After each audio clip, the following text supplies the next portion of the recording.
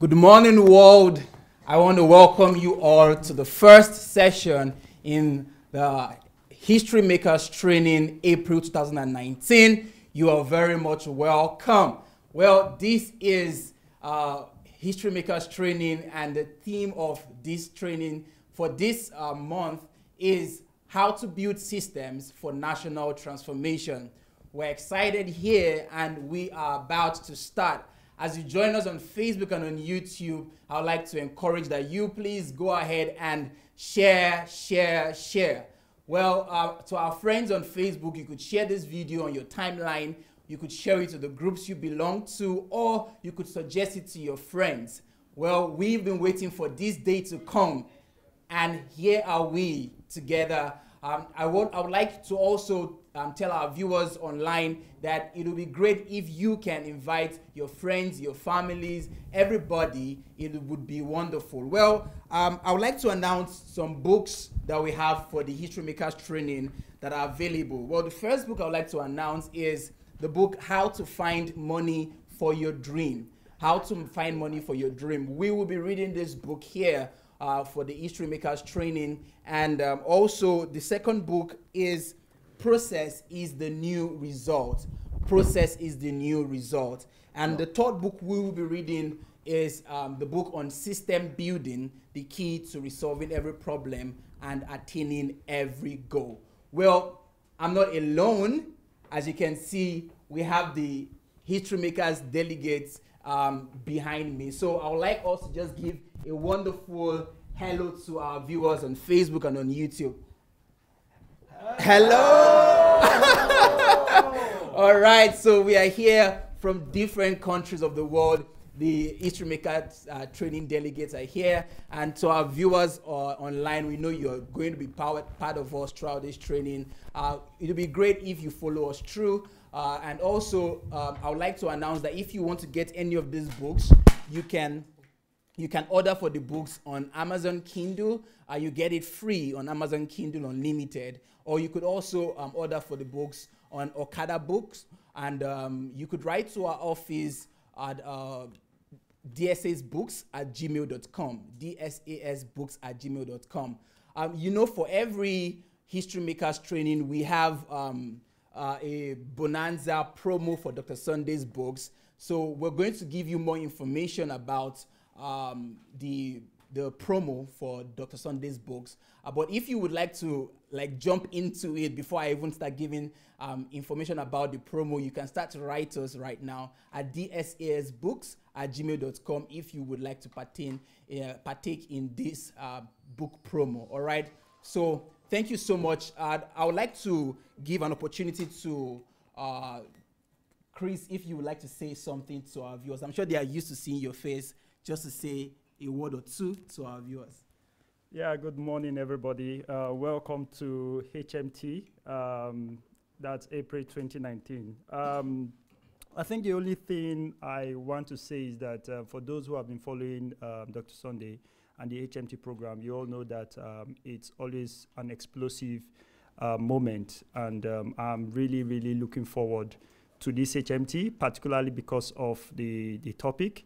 And we all know that this, will I call it movement, or this whole training series is geared towards the transformation of our nation back in Africa.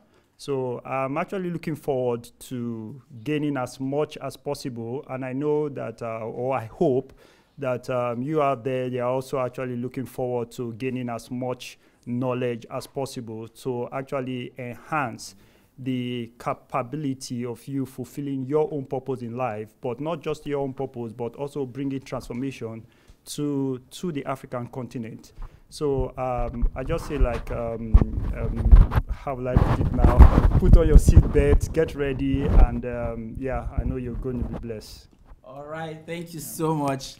That is Chris R. He's been with us for for the past HMTs. He gave his word that he's going to be with Dr. Sunday until at least he leaves Ukraine in every training, and he has kept to his word. And we also have some other delegates who have been here for previous HMTs, and they are here with us. And we also have some new delegates. If you are watching us online and you'd like to contribute to the discussion, you can. You could just drop your comment. You could share your thoughts. You could, I mean, let's get conversing on this training. As you know, the theme of this training is how to build systems, like how to build systems for national transformation. Like Chris said, fasten your seatbelt.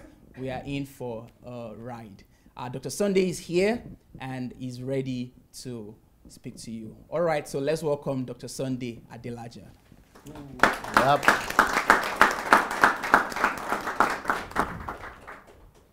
Hello, everybody. Hello, everyone watching us on Facebook, YouTube. We want to welcome you to this session of the HMT. Like I've always said, this could be my last HMT in Ukraine.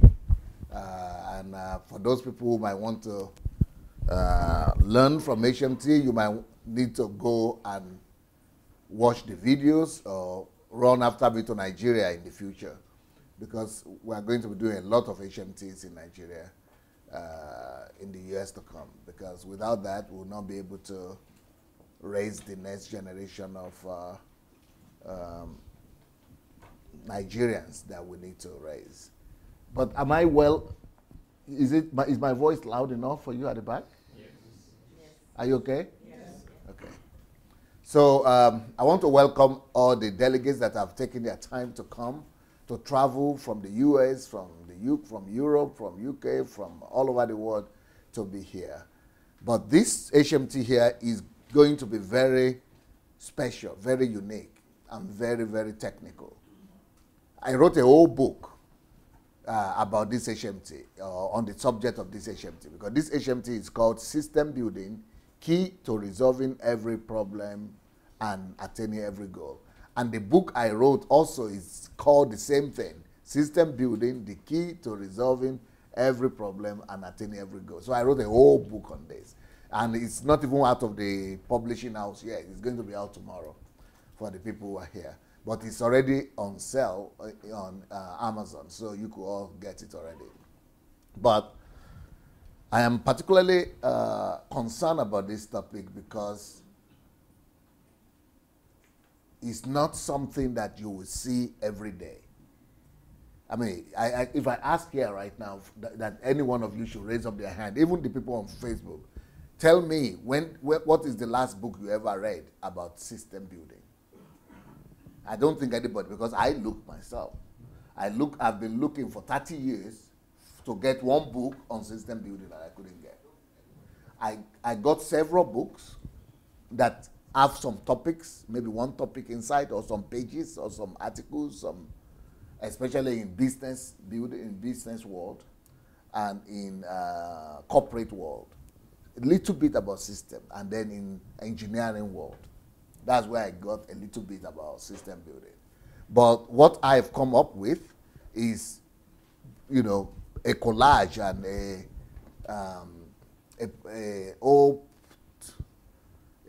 a process of studying so many things and experience as well to write one book that will be able to teach us about systems. So one book where you could learn everything, at least the basic stuff about system building. So that's what this HMT is going to be about. And I'm going to have some of my people here also helping me to teach and show you people what system building is about. Why is this important? This is important because if you look at Africa, the only country that has a little bit of system in the structure and the building of it will be South Africa. And that reason is because it was built by Europeans. Mainly, I think so. Because when I was in South Africa, I discovered that in the main cities that the Europeans built, just like Europe, like America, as good, systemic everywhere. But when I went to the shacks, to the neighborhoods where my people were living, black people like me, it was chaotic. It was very chaotic, So it's like, it's not part of our culture yet. Building systems, working in processes, and just systemic mindset. It's not our in our Nigerian culture. Since I was small like this, I've been hearing things like we don't have maintenance culture. So maintenance culture, and the people are not saying it like with regret, or they are not saying like they are, it's just like saying, it just, you know, we don't have, as if nothing, it's not a big deal, it's just something we don't have, so forget about it. But they don't know, but it's a real big problem. But I didn't know it was a big problem too, even while I was there, until I started the Embassy of God Church. And when I started the Embassy of God Church, I ran into problems. The first problem I ran into was we were having just 7 people showed up in the beginning. And to get that 7 people to 100, it was like I was climbing Everest Mountain. Because I didn't understand system at that point. But even that is not as bad as after we got to 100, because you could use your charisma, gifts, and things, and talents to get the thing going. So we got to 100, but to move from 100 to 1,000, my God. Because no matter how gifted you are, from 200 upward, 250, you need systems. But then from 500, you need a more complex system. Then from 2,000 or 1,000 to 2,000 to 1,000 and above, you need an even more complex system. So that's when I got to discover that, because when I was growing up in Africa, the idea that I had is that you only need to be anointed and to be able to perform miracles. But that still works in Africa, though. When you perform miracles, the whole city comes to see it. But not in Europe, it doesn't work that way. They don't, I mean, the person, even when you perform miracle on, will not show up that Sunday. So what are you talking about?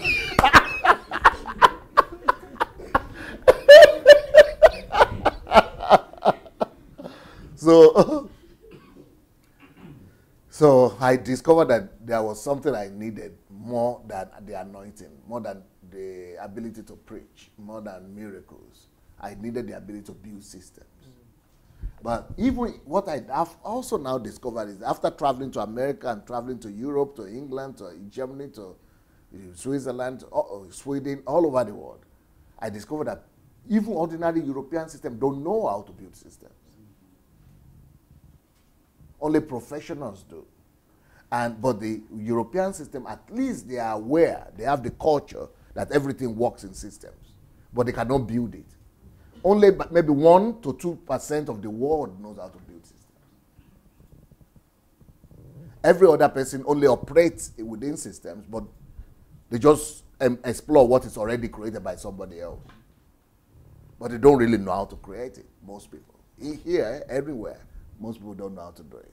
So that's what we want to attempt to teach you this way.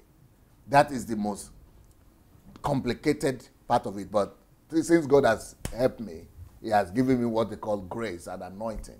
So I think I have the ability to simplify complex stuff. If you have been reading my books, you will see that every complex thing, when it comes to me talking about it, is simplified. And that's my kind of, first of all, I was trained as a journalist. Secondly, you know, I probably have some experience, and I'm a teacher and not a preacher.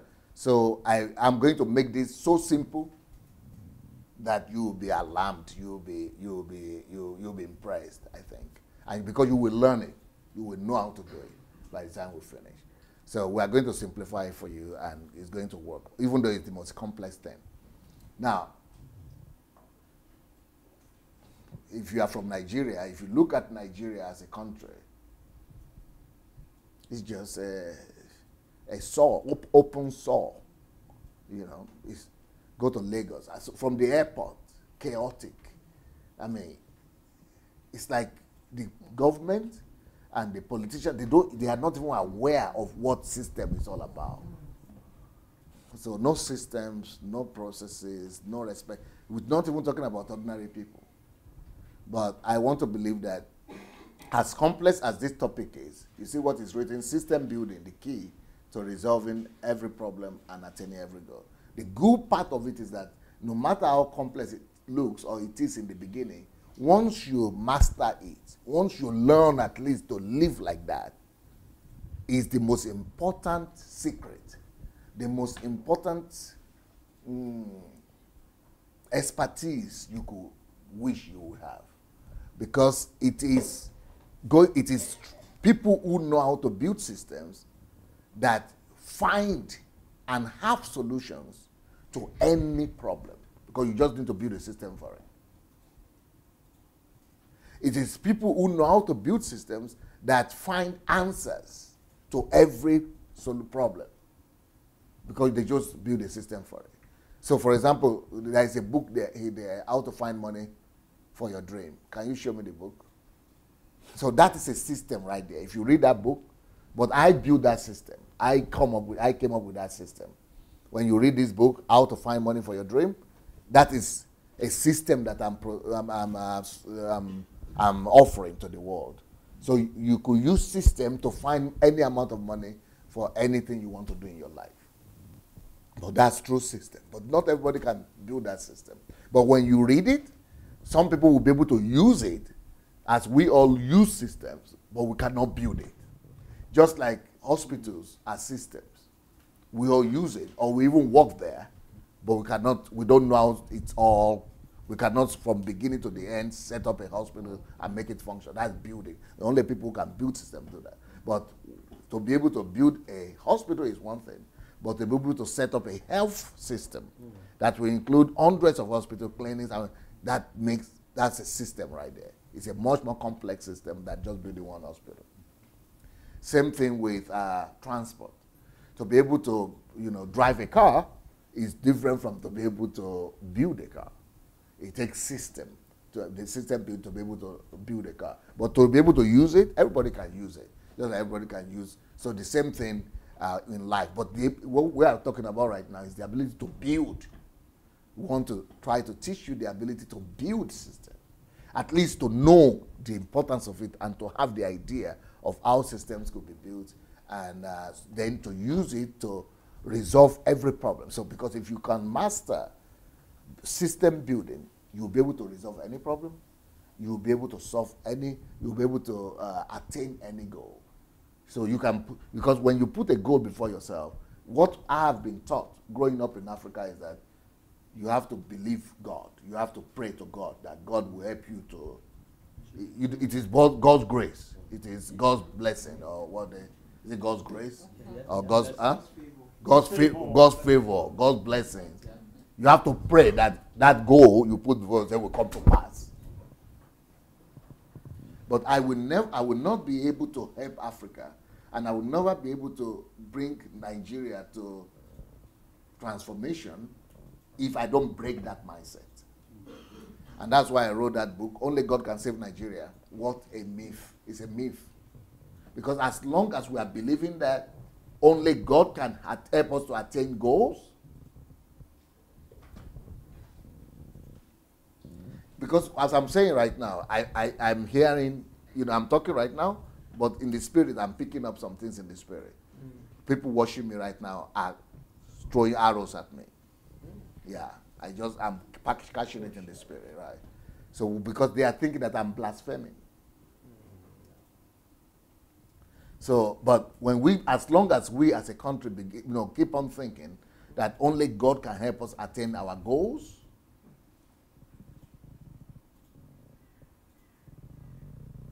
we will always be backward. We will always be weak. Only weak people believe or trust God for miracles. Strong people know that life is based on cause and effect. But weak people, they are hoping that something will happen. Some miracles will come. God will answer. Whereas strong people, they are strong because they know life is based on laws. But in my country, when you want to attain goals, even right now, I released a video a few days ago, and I went there to read the comments. If you read the comments, you will just think that this guy they say I've lost God. How can I say? Because I said, why am I saying I know I can change Nigeria? So people have problem with that. Because they said, no, you shouldn't say you can change Nigeria, or you can bring transformation in Nigeria or something like that. Say God will change Nigeria. So that's exactly what I'm coming to change. when it comes to responsibility, you know, they say, oh, you're too proud. Okay, proud. You know, if you see all the way, me, I. Yes, the reason I say I, because I want to change something in our culture. I want to, when you see me live, I'm not using I. But when it comes to responsibilities, anything that has to do with responsibility, yes, I say I, because I'm trying to make a point. I'm trying to change and tell my people that no, leave God out of it. Because God is not going to do it, believe me. So who will do it? My Nigerian people, even if they recognize that God is not going to do it, they will say government will do it. Okay, government will have to do it. Our government is, that's why I say I all the time. Because a Nigerian person will never say I, is either God or government.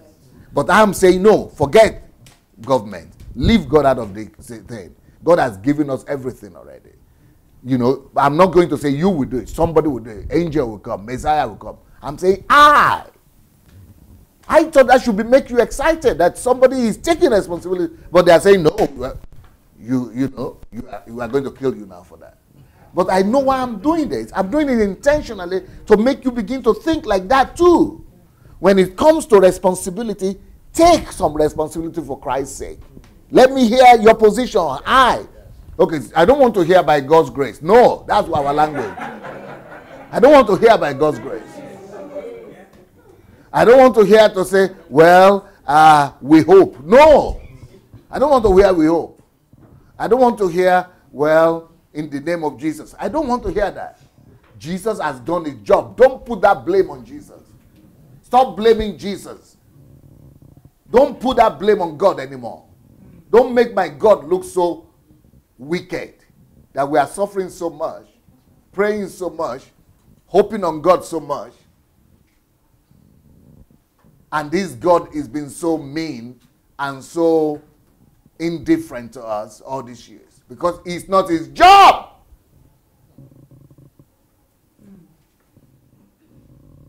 That's why I'm coming on stage saying I.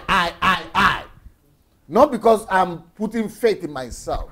Not because I'm relying on myself. Not because I'm saying God is incapable. I'm just trying to teach another culture of responsibility.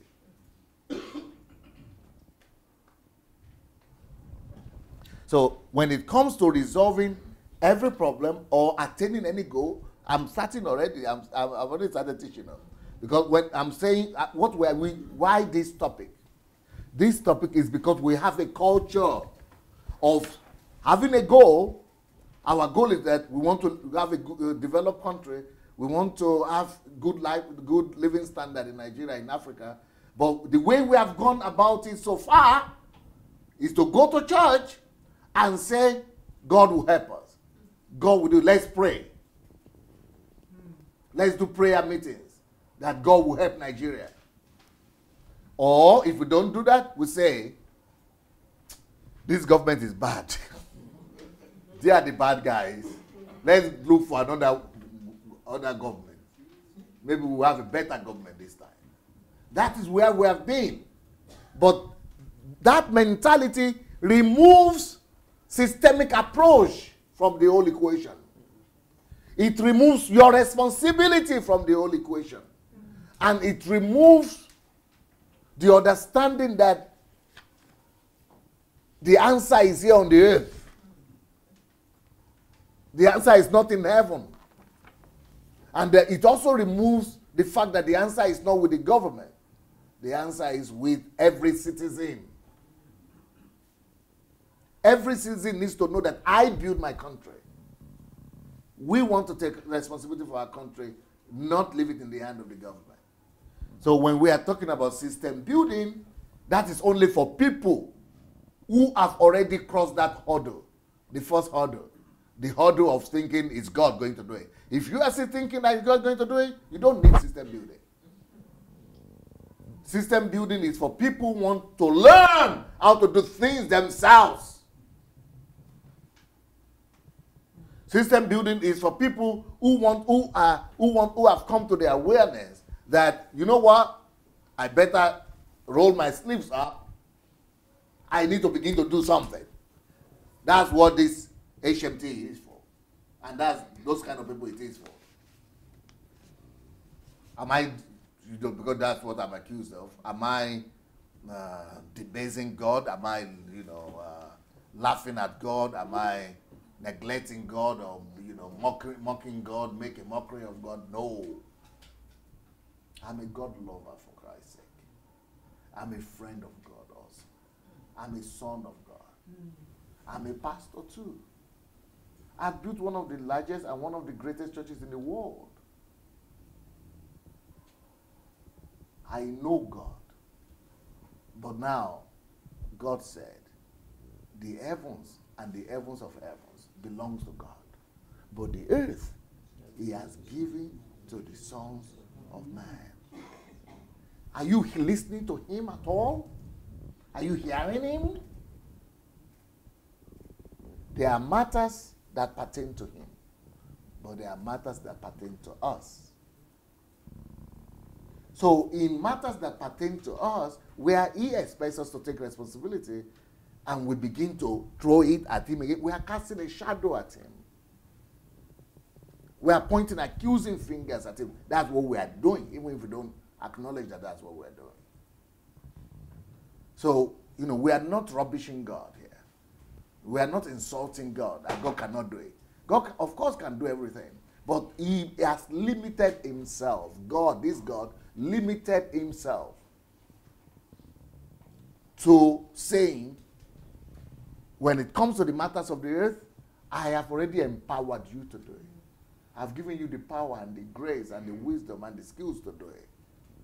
It will be wrong, it will be out of order for God to be dragged into the things that he has already limited himself, that you will be the one to do it. Let us make man in our own image and likeness. Then he said, let them have dominion over. You should have it. But to do that, we need systems. We need to know how to, because it said to have dominion over the birds of the air. How will you have dominion over the birds of the air when they are flying in the air and I'm here on the air? You've got to come up with technology.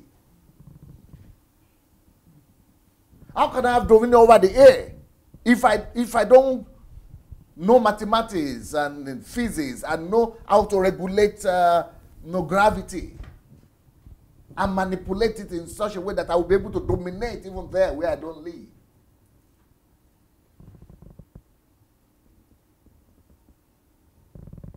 He said, have dominion over the sea. I will never be able to have dominion over the sea if I don't build. I've got to find out how to do. That's why systems, I need to find out the system and the way, the construction of constructing some mechanism to be able to dominate over the sea. That's why, even though I campaigned vigorously and I supported Buhari and this APC government, but they are not my heroes. All of them, all Nigerian government for these 50 years or 60 years, including this one, they are jokers. All of them. Because how could you, for example, they built a railway line from Lagos to Ibadan or from Lagos to Abeokuta right now. Big deal, big deal, big deal. It's their greatest achievement from Abuja to Kaduna. Big deal. Nonsense stuff. Not that it's a bad thing that they did that, because other people, they would do that for the past 16 years that they were there. But how could you be building, for me it's an insult big time. How could you be building that rail line and you are the people who built it for you are Chinese?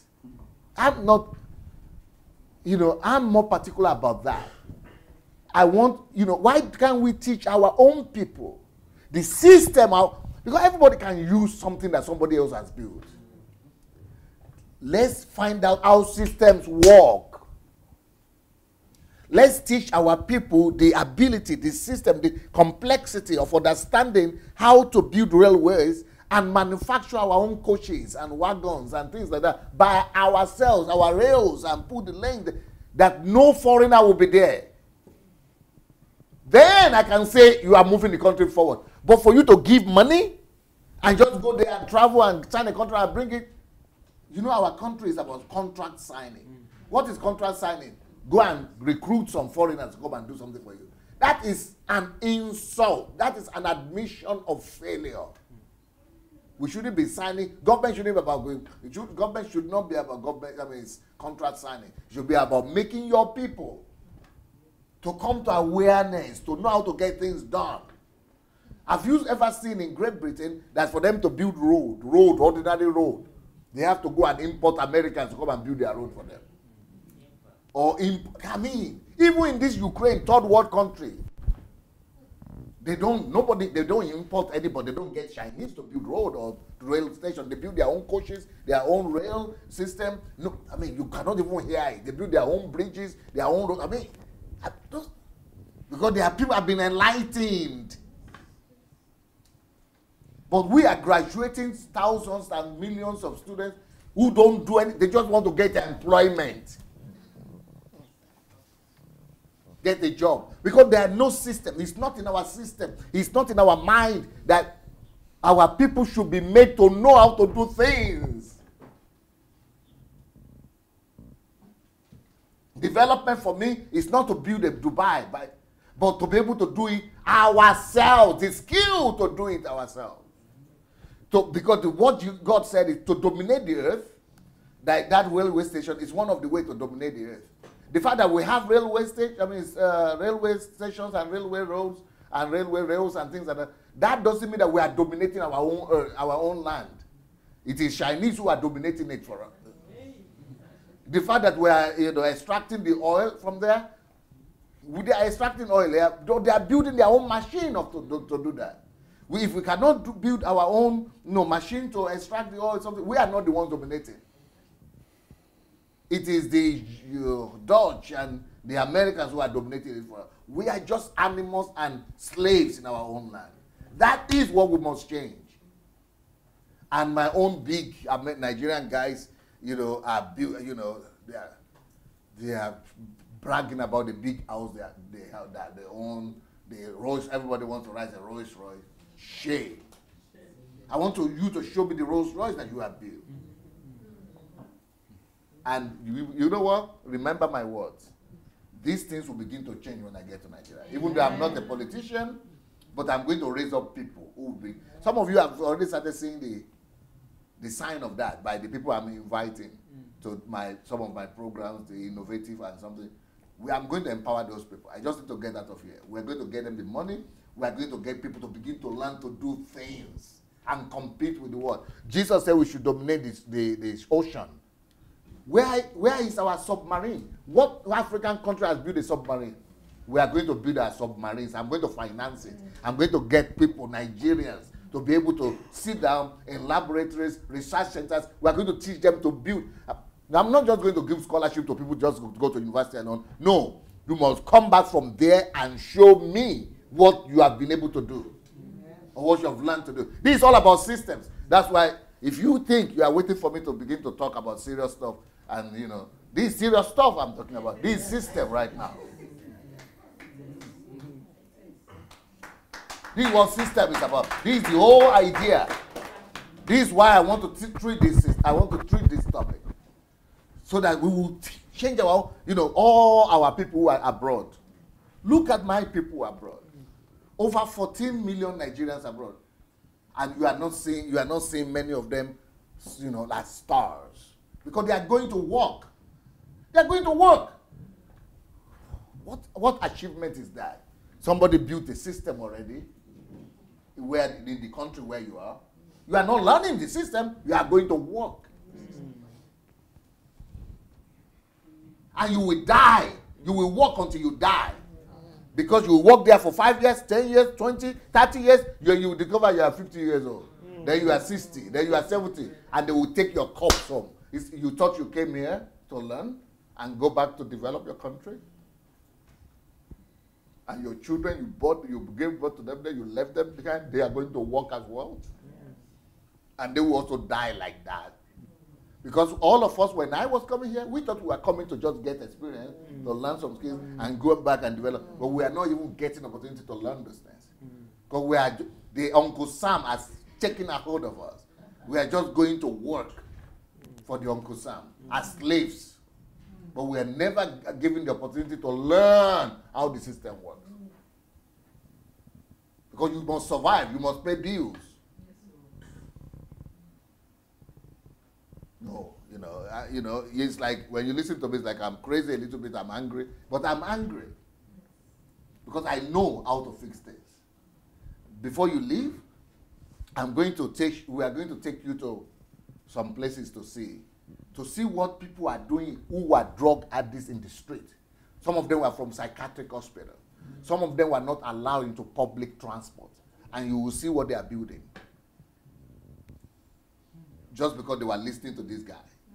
And I'm a Nigerian. So I'm not going to measure. So when I'm coming, I tell my people when I'm coming to Nigeria, they are telling me, oh, he's going to steal our church members.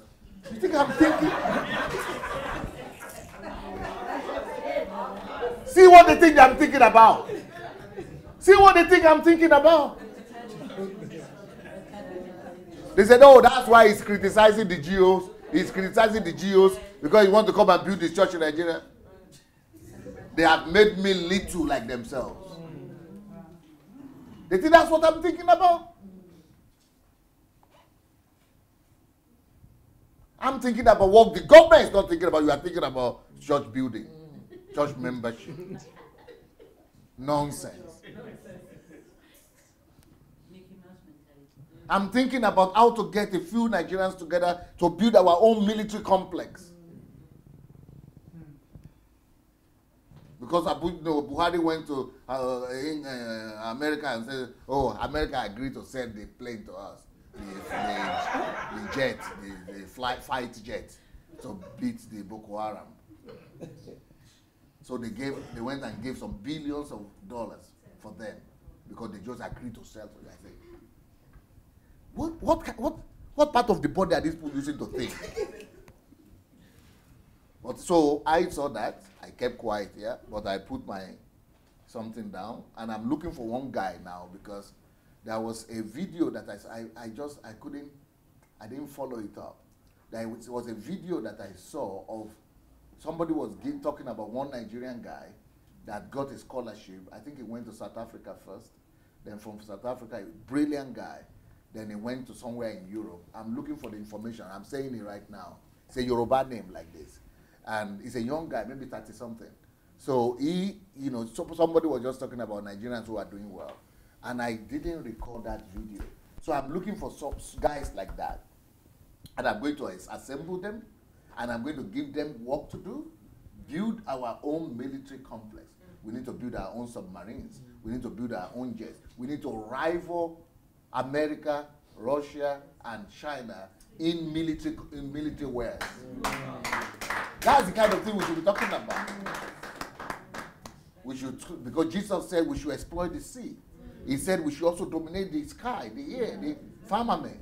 So to do that, I think we need to assemble our people also to be able to build our own space complex. These are the kind of things we should be talking about.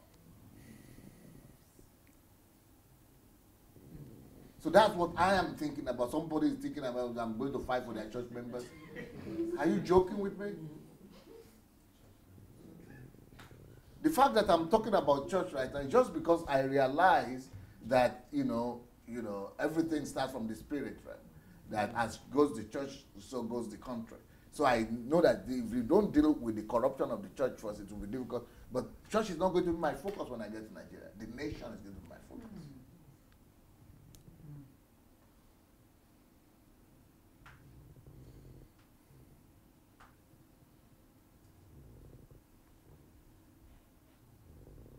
And I'm thinking, am I crazy? Why are the other people who are employed to think about this and not thinking about it? They got a job to think about it. They are not. It's not my responsibility. I'm just a human being. But I know God has prepared me these 30 years to learn these things like system building so that we will take our nation and our continent from the shame that we are in. I'm not even talking about feeding our people. Forget about that one. And that is just, you know, $1.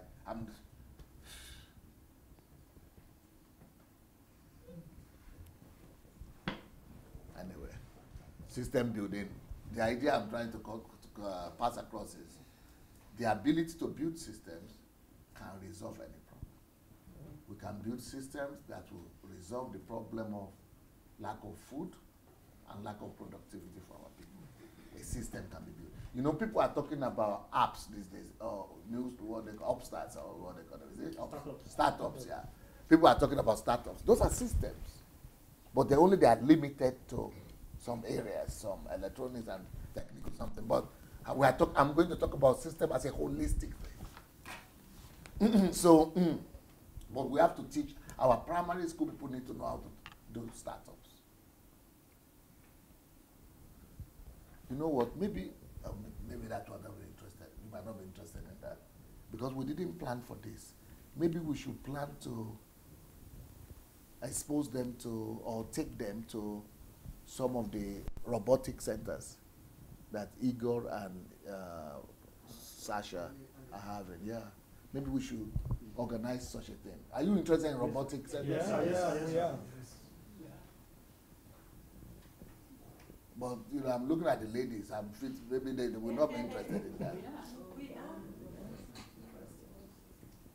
Try to see if we could arrange that as well. Our children are supposed to, in every school, we are supposed to have those kind of robotic centers. So that we will teach them to build system already for every situation, every problem we have in the country. Build system for example, for kidnapping. Yeah, build against kidnapping, that is. Build system against, hunger, food. Build system for preservation of fruit. Build system. So these are the kind of things we need to, for anything. Yes, everything.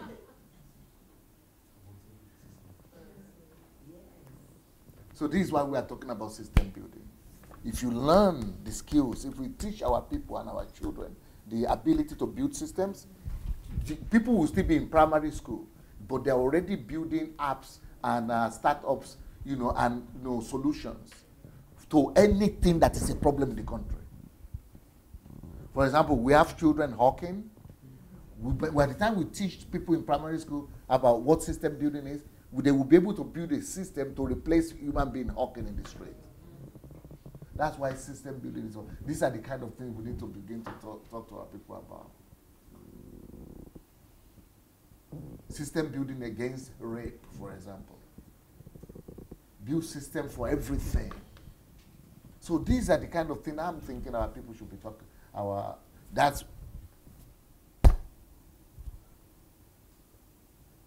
And I've been able to do it here with people who never went to school.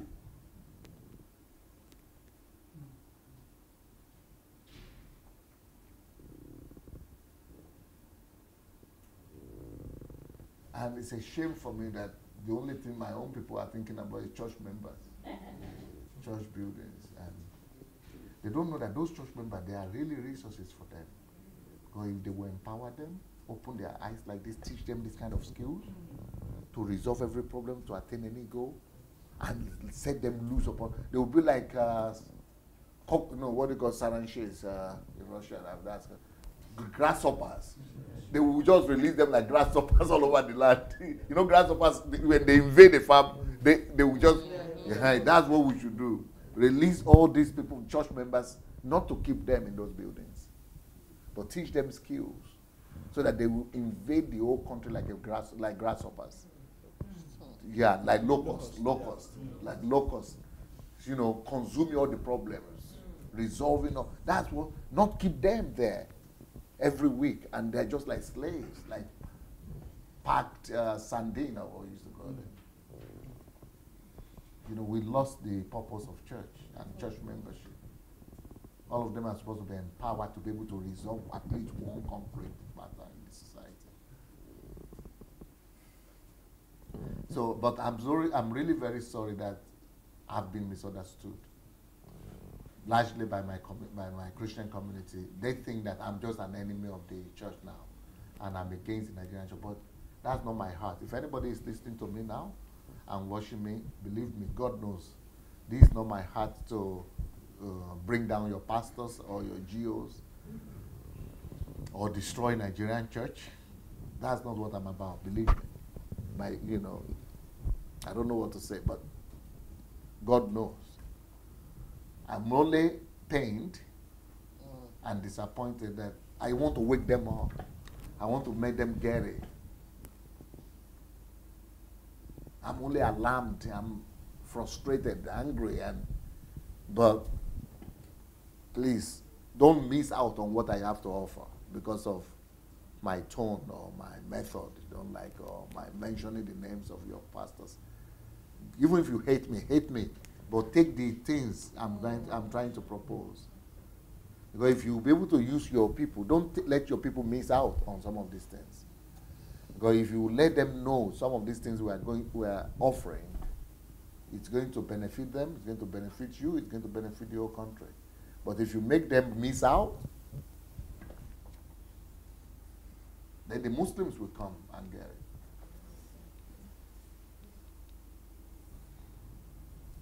Because system building is so key. System, the ability to build system will bring you to resolve any problem. Look at Bill Gates. He built a system. And thanks to that, see the problem he has resolved. Just by making everybody have a computer. Steve Jobs built his own system. See what is happening with that in Africa. Everybody has a cell phone now. That is because somebody built a system. And these people are not wasting time in church or praying. They were learning to build systems. And once they built it, we are all enjoying it now. We don't think they are demons now. We think they are heroes. Mark Zuckerberg built a system. He didn't pray about it. He didn't say God should help him, or only God can do it. But the system he built is bringing solution. So the idea about system is that system building gives you the ability to be able to resolve any problem you put your heart to. NASA, have you ever, is it the NASA you call it? Or NASA? NASA? NASA, American NASA. That is a whole complex there, building system to resolve different issues. The American industrial complex, that's a whole system there. Just scientists, just like our people, they pack them in church. America pack their own people in NASA, pack them in industrial complex to be thinking on how to build systems. We pack our own in churches. And what they do in church is not training them to do these things. What they do is praying to God that God should come and do it. But it's out of God's jurisdiction. It's not God's jurisdiction. Some people are now here that they don't just stay in church to pray. They go to some mountain somewhere. And some of them will be there for 3 weeks, 2 weeks. Yeah, that's what I heard. And not just 1 or 2 person goes there. That people go there like in thousands. Some mountains have at a time 1,000 people. So we are in trouble. Because they are not learning anything. They are just remaining like animals. Docile. But if you teach them to build systems, system building gives you the ability to be able to put your heart at any problem at all and be able to build a startup or a solution or an app to it. You know, the whole world is now building apps. Those are system building. You know, apps, you can build any app to resolve any problem. That's system building. You can create any startup to build any problem. That's what we are talking about. Systems is the ability. Anybody that has the ability to build systems can resolve any problem. That is what it's all about. System building makes you to be able to resolve any problem once you have the skill. You just need to define the problem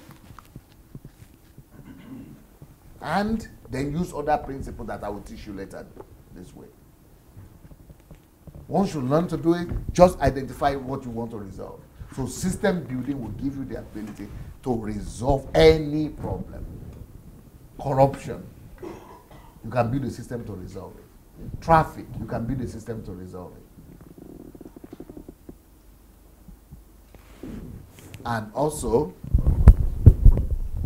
system building will give you the ability to attain any goals. Because a lot of us have goals. Like I said, with Africans, with Nigerians, we believe God and God will help us to do it. It is by God's grace.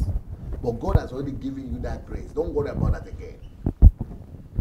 It's just like saying, your son or your daughter is coming to you and saying, they said I need my last name, my surname, to be able to get admission to that place. You don't need to come back to me for your surname. You already have the surname. Go use it.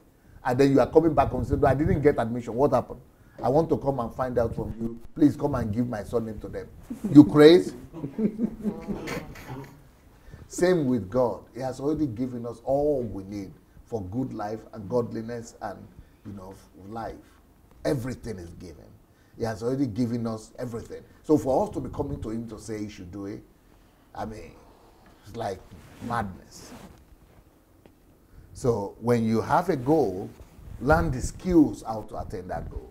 Not be asking God to come and do it for you. All right, now I will go to my notes. I was just talking out of my heart at first, out of my passion.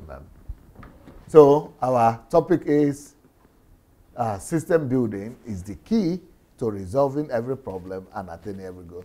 The book, how many of you know, how many of you has Kindle? If you have a Kindle, you can get that book on Kindle. Okay, the system building book. But if you want the physical one, we'll have the physical one tomorrow here. Okay, so who will be helping me to read? Are you the one reading? Okay, I can give it a go, sir. Huh? Yeah. Okay, are you ready for it? I am ready. Okay, let's do it. All right. God created everything. Let's start with. Let's start here. System building, the key to resolving every problem and attaining every goal. God created everything by laws and certain principles. Life works by certain identifiable principles. That is why life is predictable. Okay, stop. This is fundamental. Anybody that has been listening to me will know I always talk about life is predictable. I have a whole book about that. And I also have another book that's saying my greatest discovery in life. My greatest discovery in life is more detailed about life is predictable too. But if you don't know this principle, you can never understand systems. And also, if you are here or you listen to my last HMT about how to plan your life for the next 25 years, that is the same principle. That was a system. But that system was not created by you. That HMT, 25 years something, it was a system that I created. And I use it to teach you. You people could use it all and come up with your own life goals and everything. But it's not the system that you built. I built it. But now, why this HMT is superior is because now I'm going to teach you how to come up with your own systems. So, to be able to build system, any system, you must learn this principle. God created everything by laws and principles, even God. But what that means is that God created everything. Listen to this. You must not miss this phrase. This is different from what is written here. What is written here is that God created everything by laws and principles. Shut up.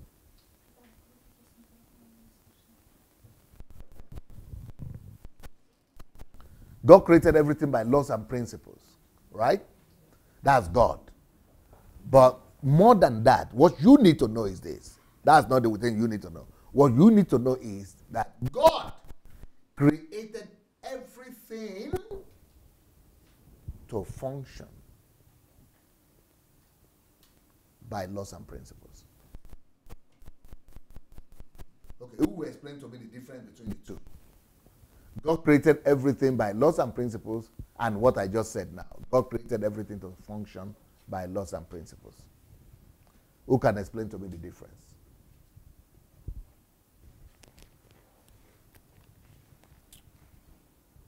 Yeah, as you were speaking, I just jotted that God, first of all, put those laws and principles in place, then now use those same laws and principles to create the universe that we know of today. But at the same time, those objects, well, I call it matter or whatever he created, he subjected them to those same laws and principles. Okay. So everything revolves around those laws and principles. Right, but that what relationship does that have to us? Meaning we cannot function, or we will not be able to, I'm looking for the word now, we will not be able to operate the way God wants us to operate if we ignore those laws and those principles. Yeah, that's true, but that's on one hand. But listen to my assignment again. And I want you to put anybody that wants to just raise your hand, we'll give you the microphone. So there are two statements. One is what you see here. God created everything by laws and certain principles, right? By laws and principles. But I am now saying another statement, which I want you to get. That God didn't just create everything by laws and principles, but God created everything that all those everything he created, that they may function only by laws and principles. Or not only, but by laws and principles. That God created everything to function by laws and principles. Who wants to explain the difference between the two? Yes. Yeah, right. Okay, yes. The way I understand it is that now these laws and principles have already been created, they are established, and there is a desire in God's heart that they should work in a particular manner. Now, the way that will be is that, take for instance, man is to take dominion.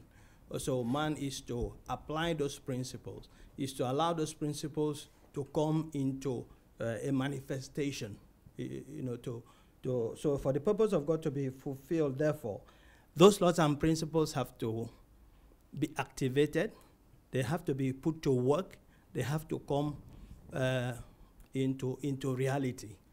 Therefore, if something, for instance, planting seed, for seed to grow, the seed has to be put to the ground, has to be watered. So as long as those things are being put, then it will function. Your thought is clear, is correct, but that's not what I'm looking for. You, the Norwegian lady wanted to say something. What's your name again? I forgot.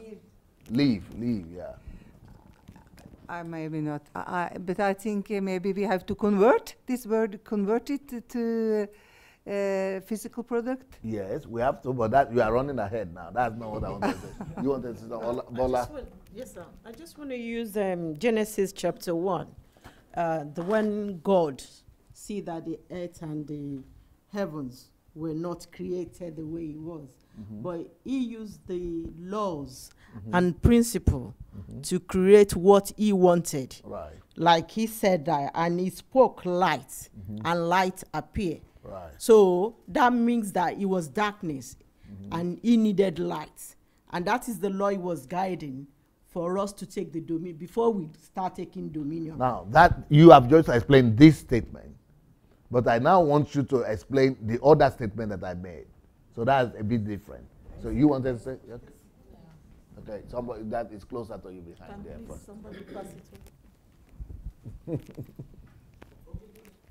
What I put down is that man have a path to follow. In the microphone. Yeah. Man have a path to follow based on what God has already put in place. Yes. So he has given us a brain. Yeah. So we have to think of how to make things work. That is also correct, but that's not exactly what I'm waiting for right now. What I understand is God has created us, and then we now need to put that creation into functioning. Okay. So what was the place of laws and principles in that? Okay. Stose. Okay, the two men are there, yeah. Back, yeah. Okay. My understanding, I'm relating it to the topic we are discussing today, system building. Speak louder. Okay, system building. Now, God has already established the laws and principles. Can you stand? Even if you stand, we cannot see him. Can you try to stand? Ah, okay, it's okay. Good. Now, there is a system, God has already established laws and principles. Yes. And now, how do we function as individuals? There must be a system in place. Beautiful. Which we have to follow, or we have to establish put in order. Okay. Then in that system, there are subsystems that will enable the entire system to function. Right. Like we have our body function. Right. We cannot be complete without a particular aspect of our body. Right. So, functioning now based on laws and the principles of God has to do with setting up a system. Yes. That will make us to work effectively. You are very, very close. Very, very close. You catch it, but before you get it, let's give it to the man at the back. You're very, very close. Yeah, you know when you almost hit it, and you almost got it. What I would like to add is, because God has created laws and principles, He has given us the ability to also create. But creativity comes from following those laws and principles. It comes from using the principle that already been established by God. So just like if you say transport, you want to move from one place to the other. God has given us the muscles, the legs, but if you stand on one place, you won't move. So you need to stretch, you need to exercise, you need to overcome the law of gravity, you need to use the principle of extending your muscles. So that would be beautiful, closest, very close. So creativity, innovation works based on the principles and laws that God has given us. Beautiful. But let me help you go through. You were all very close, but let me do this. What I said, see what is written there. God created everything by laws and certain principles. What was the problem? Maybe because it fell. Is he okay now? Can you hear me now? Okay. I don't know what's... I'm having a challenge with this. Okay, so now, so this is what we have here. God created everything by laws and certain principles. Right, okay? But I made another statement, a parallel statement to that. And what I said is, God didn't just create everything to work by certain laws and principles, but God also created everything to work in to function by laws and principles. God created everything by laws and principles on one hand, but He also made everything He has created, He makes them to function by laws and principles. What does that mean? That is for our sake. So it means that everything that is created, you will not have a shock. They will not surprise you. For them not to surprise you, God created them and subdued them, subjected them to laws and principles. That's what you should get. God has subjected waters, the flow of water, to the law of principle. They don't flow opposite. They flow like that. They have been subjected like that.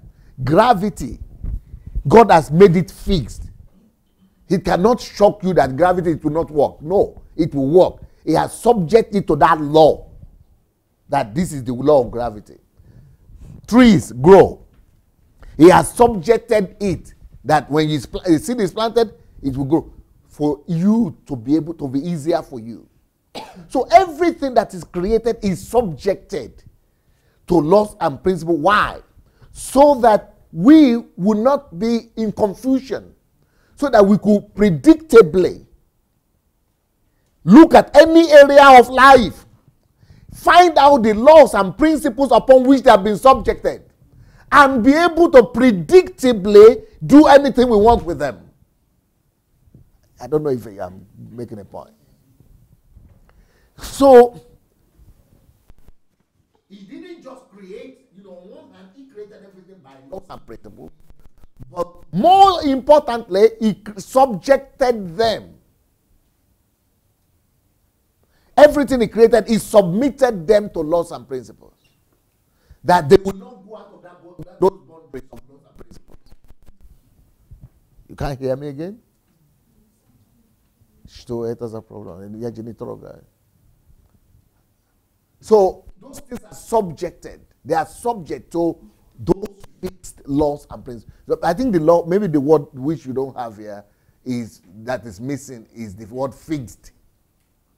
Remember the word fixed. The word that is not here is fixed. Everything is subjected to fixed laws and principles. So life is not a mystery. If you get that, you will understand that life is not a mystery. If you will understand those laws and principles, everything in that regard becomes predictable to you. Because they are fixed. Okay, for example, law and principle. Let's take fish. Fish has been subjected to the law that they survive only in water. Because of their components, it's fixed. So you cannot be confused to think that if I bring this fish out of the water and I put it on the floor, it will leave. No, you already know it's fixed. You also already know that the trees, they will grow only where there are nutrients in the soil. Fixed. So you will not live in illusion that the trees will grow in the air or on the cement. Fixed laws. So if you make a mistake of uprooting it from the soil, you know what will happen to it. It will die. Fixed laws. Like I talk about rivers. Rivers don't flow backward. They flow forward. Fixed laws. That is very important for dominion to happen. If we, because God has done it, that is God. But he subjected everything. So that if I come and plant a seed, I know the end result of that seed. Subjected. That seed must grow if I put it on the soil. A man and a woman will mate. They will be pregnant, subjected to laws. Fixed laws. So now I can calculate. I can build a system to resolve anything I want. Because I know the fixed laws. I can approach them, I can dominate them when I know. Because the whole idea is that we would dominate them. But can you imagine that God didn't put them under fixed laws? How will you dominate them? Because you come today, he's still swimming in the water, and you come today, he's not there, he has gone for a walk in the bush. Then you will never be able to dominate. Gravity today, you know that people fall or gravity works. Then you come up tomorrow, gravity doesn't work. No gravity, you just you are not falling.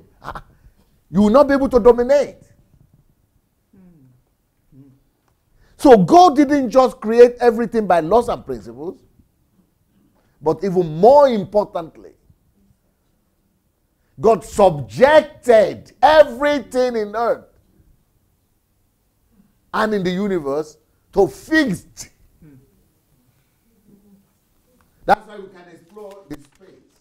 We can explore the heavens. We can explore the atmosphere. We can explore the earth, the sea, everything. We can dominate. You want to help me? Microphone, okay. Slucha, nada. Let's see. Microphone. Please, no, nada 90 Olena Stepano, ne? Чтобы поехали сейчас и собрали другой микрофон, который в ремонте, срочно. Потому что этот микрофон упал, и надо срочно собрать, поехать и собрать. Another per minute. Yeah, yeah, come. All right. Take it.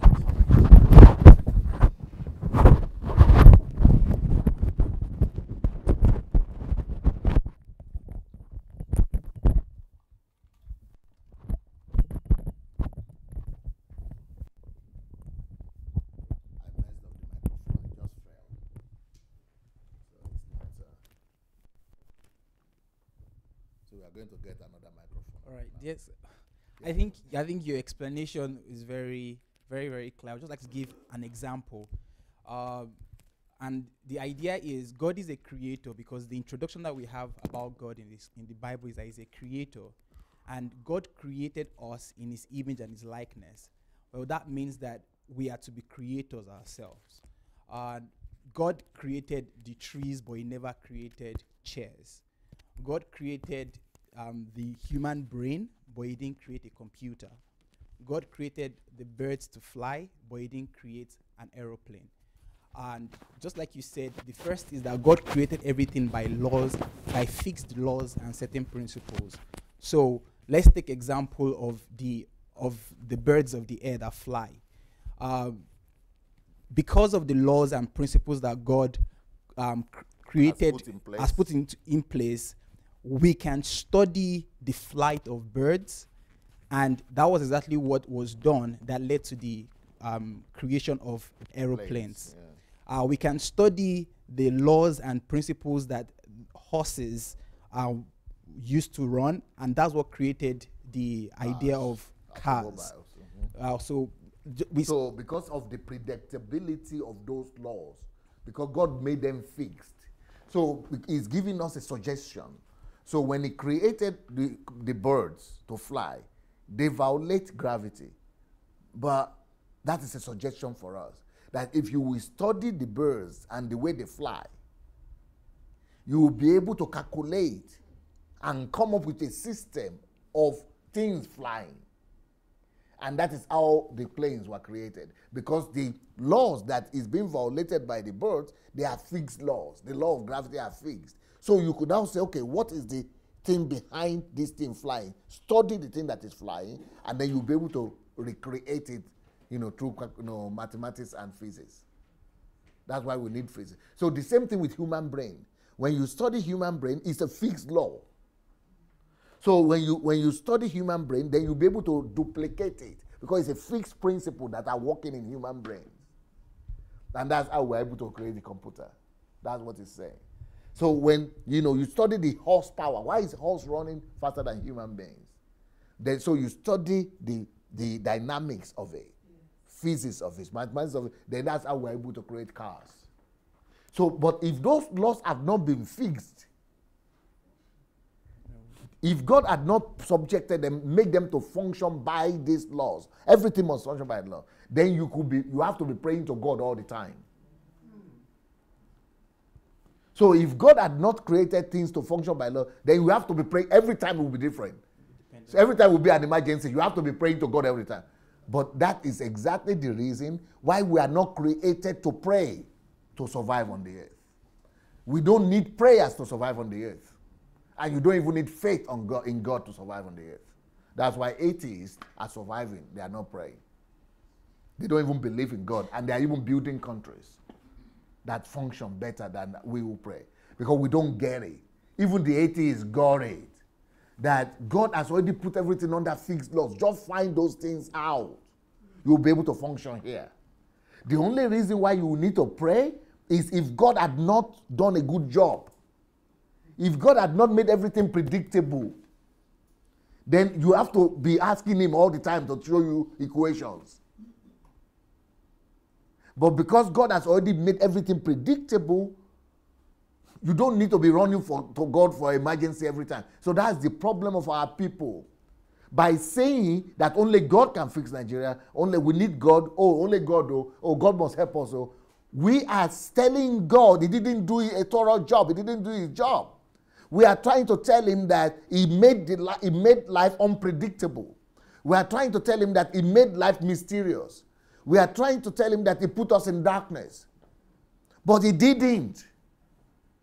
He subjected everything to fixed laws so that we will apply our minds and be able to understand those laws, build systems for them to function. We ourselves, and that's what Anu started with, that he didn't create planes because he has already given up birds. Study the laws, fixed laws under which the birds fly, and create your own system that will fly. He didn't create cars, but he created horses, animals that run fast. Study the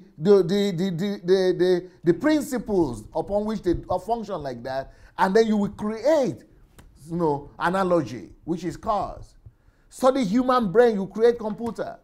So everything is an idea. It gave us prototypes, ideas, suggestions.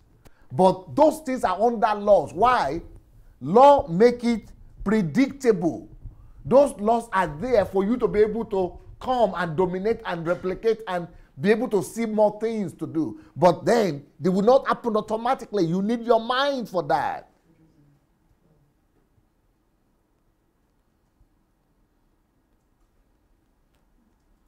Please go ahead, because it's one thing that I'm saying, for me to be saying these things, because when I'm saying them, I'm talking from the idea of things are obvious for me. So, but when you are getting it, and you can use your own idea, your own words to make people get it closer, because you are closer to where they are. All right. So I'll give more examples. There was a time in history where doctors were referred to as chosen of God. Like they had some... God sent. God sent. Like for you to be able to treat someone. Let's say someone had headache and you give the person something and the person's like, he's gone. They're like, you have a superpower. Yeah, they will say you are Babalawo, or you are a herbalist. Herbalist. You are God. You are anointed by the gods to heal. You are a native doctor. Yes. Exactly. So, but what did God do? God created the solution for any and every disease problem that would ever exist on earth. And that's why you see pharmaceutical companies, they don't go to space to get those preparations for medications. It is from leaves. It is from nature. They go and then they go process and get all of those things. So what did God do? God created all of these things because he wanted us to, the Bible says that it is the wisdom of God. How does it put it? It is the glory of God to hide some things, to conceal a matter, and it is the glory of kings to discover it. And that's all God has created us to do, to discover medicine in trees, in leaves. Another example I'd like to give is with communication. There was a time where, if you could teach, you were referred to as, you're very good. The days of village headmasters, where only one person could teach. Only one person could even read. Or could read. But that wasn't God's idea. God didn't want just one person to be the superhuman who knows how to do everything and everybody's at their feet saying, teach me, lecture me. No. But there was a system through which God communicated, and he had already put it in nature. So it is the glory of man to discover, to dig deep, and to dig deep, and then formulate what we call the alphabet, to formulate what we call the ABC that we have today, that now makes communication easy. Now anybody can read. Now anyone can write.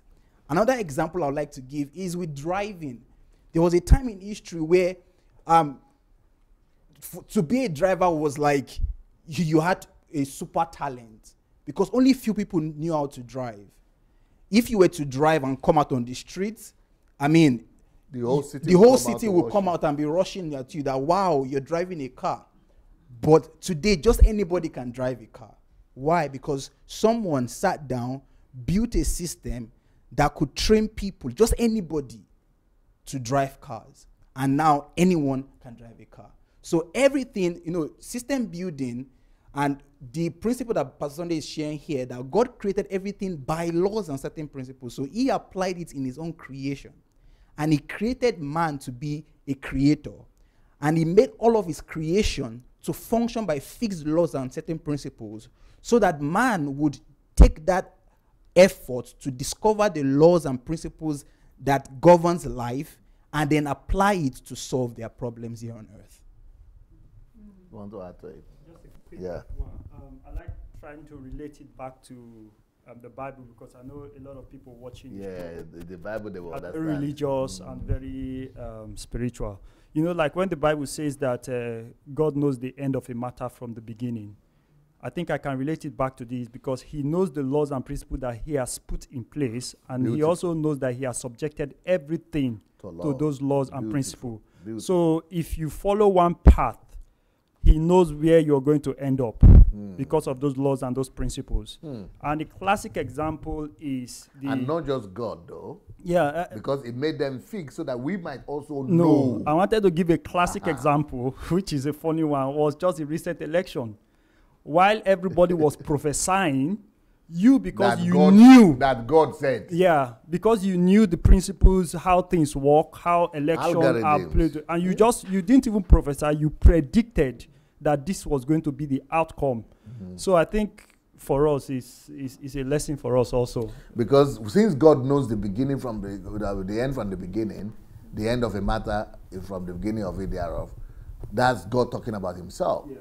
But what we should know is that when God does things like that, he's just showing us a way, he's showing us a model, giving us a precedence, so that we too might learn to live our lives in such a way that by finding out the principles and the algorithm, the laws and fixed, everything is fixed. So you too could find out the end of a thing from the beginning of it thereof. Just like God. Why? Because God made it easy for us. He put everything, or he subjected everything under law and principle. Anybody wants, yeah, share.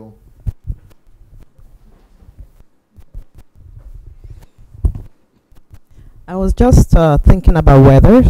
About what? About the weather. Beautiful. Like in North America, you know when it's winter season, when it's summer, and when it's winter, there's going to be snow, and they prepare for it. Stand up. So They want you to stand up. So you are prepared for winter in terms of snow and everything, and they can predict it because they know snow's coming. They predict the way, if it's going to be -30, minus whatever it is, and the same way. Low a little bit. The same way. Lower. If in Nigeria, you know there's rainy season, and that's something that God has already put in place. Rainy season. And nobody is building a system. Yeah. And we are not building dams. We are not building. Yeah. So if there's a system in place, then you'll be able to deal with flood for those rainy season. That's See, you see. So all these things are,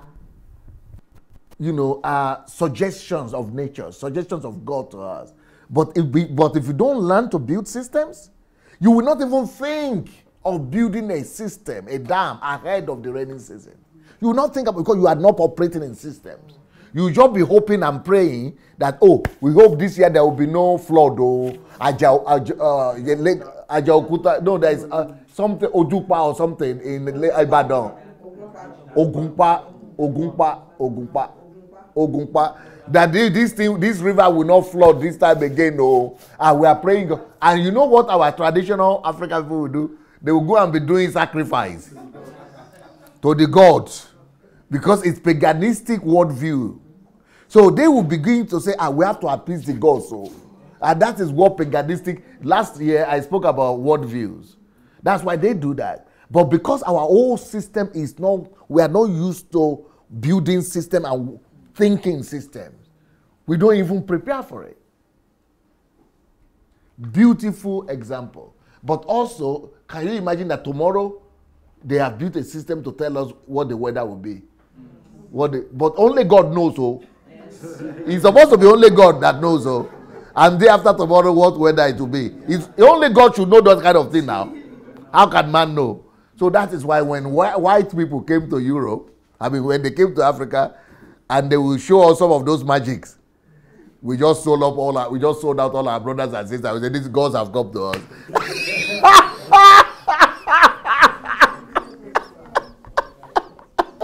Because we were not used to what systems are.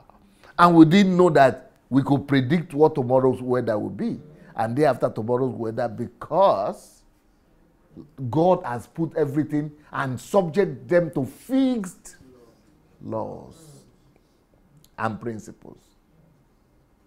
So if I will understand those laws and principles, I will be able to, like God, predict as well. Then if I build a system, I might be able to even manipulate and juggle and rejuggle some of those things. Sorry, I just want to add to make this contribution. I want to take you by the word. How do we exploit? How do we? Exploit and exploit. I don't understand the question. To exploit the earth. How do we exploit the earth? Yeah. Based on principles? Based on principles and laws. And I'm saying that. No, you don't be microphone. Okay. No. You see the head of the microphone. Okay. That's it now. And I'm trying to look at it from this angle.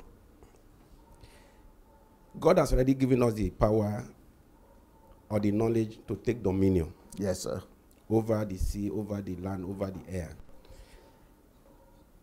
Is it possible for that to function when we are failing to take responsibility? Because before you take dominion, you must take responsibility. And now we are talking about God's grace, like we are all used to. How do you find the grace of God if you fail to take responsibility? And now taking responsibility, you are looking for the grace of God now for revelation, to confirm. You are already into it. I'm already working. I have taken responsibility to take dominion. Now, I need the grace of God now to continue with God to confirm what He has already done. Am I working with the laws and the principles? Guide me, Lord. I think that is where I have my little contribution. That is my take on it, to support your teaching, sir. Beautiful. Beautiful. Yes, somebody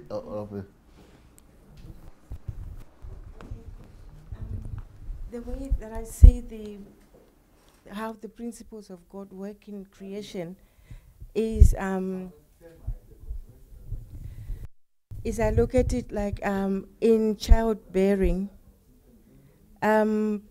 For all of us, we all know that when a child is born, there's a certain limit that we expect that child to be talking or to be walking. But if that child is not walking or talking by the end of the second year, we know that something is wrong. Therefore, we have to go back. Please, can you start again? Oh, okay. The principles of God in how He subjected everything with His principles, with laws and principles. I look at it just in a simple way, the way when a child is born, we all know that by the end of the year, at least that child should be crawling and trying to walk. But if that doesn't happen, we know that there's a problem.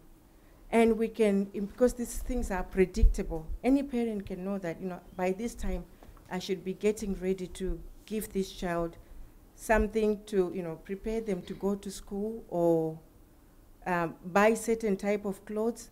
But then if it doesn't happen, that means we have to go back and find a solution. Is this child malnourished? Are we giving the right food? Is there something wrong? Is there an illness?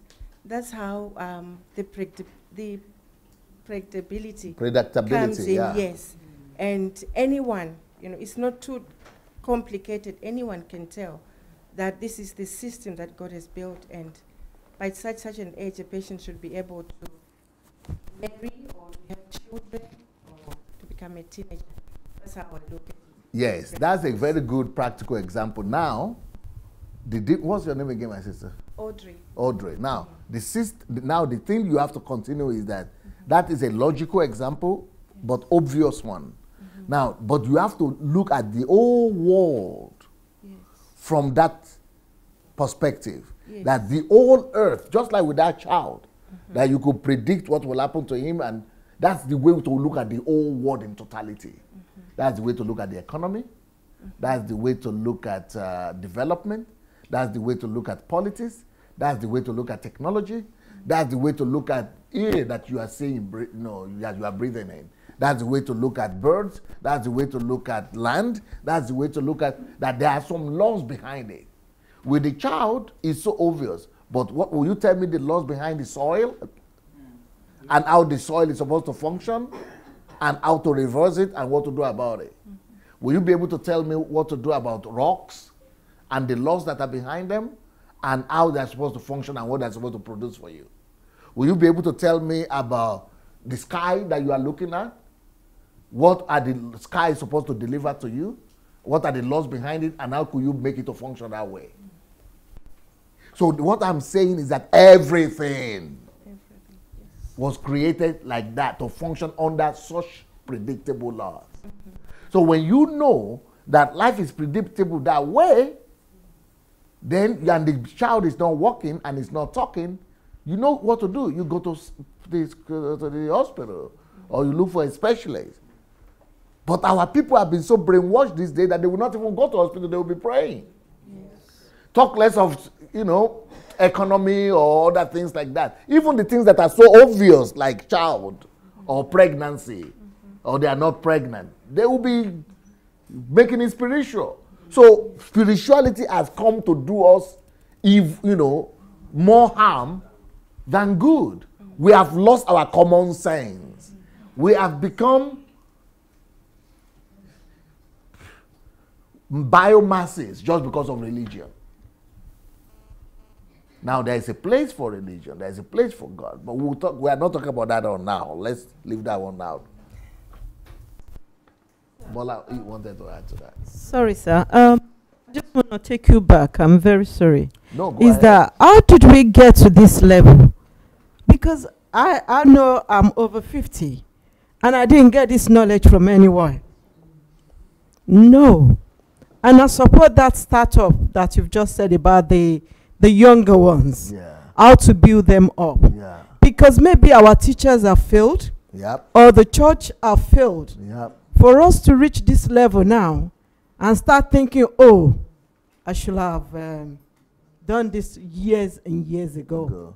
Yes, but I will answer that question, Mrs. Abola. Yes, with the educational system that we have in Africa, we don't understand reasons for education. Now, what I'm telling you right now is making you to know the reason for science and the logic in mathematics and physics. Why? Because they will help you to discover the laws and principles. You need to calculate. Why is the horse running faster than the man? Why is the bird for? Those are science. That's why we need science. That's why we need mathematics. That's why we need calculations. That's why we need physics.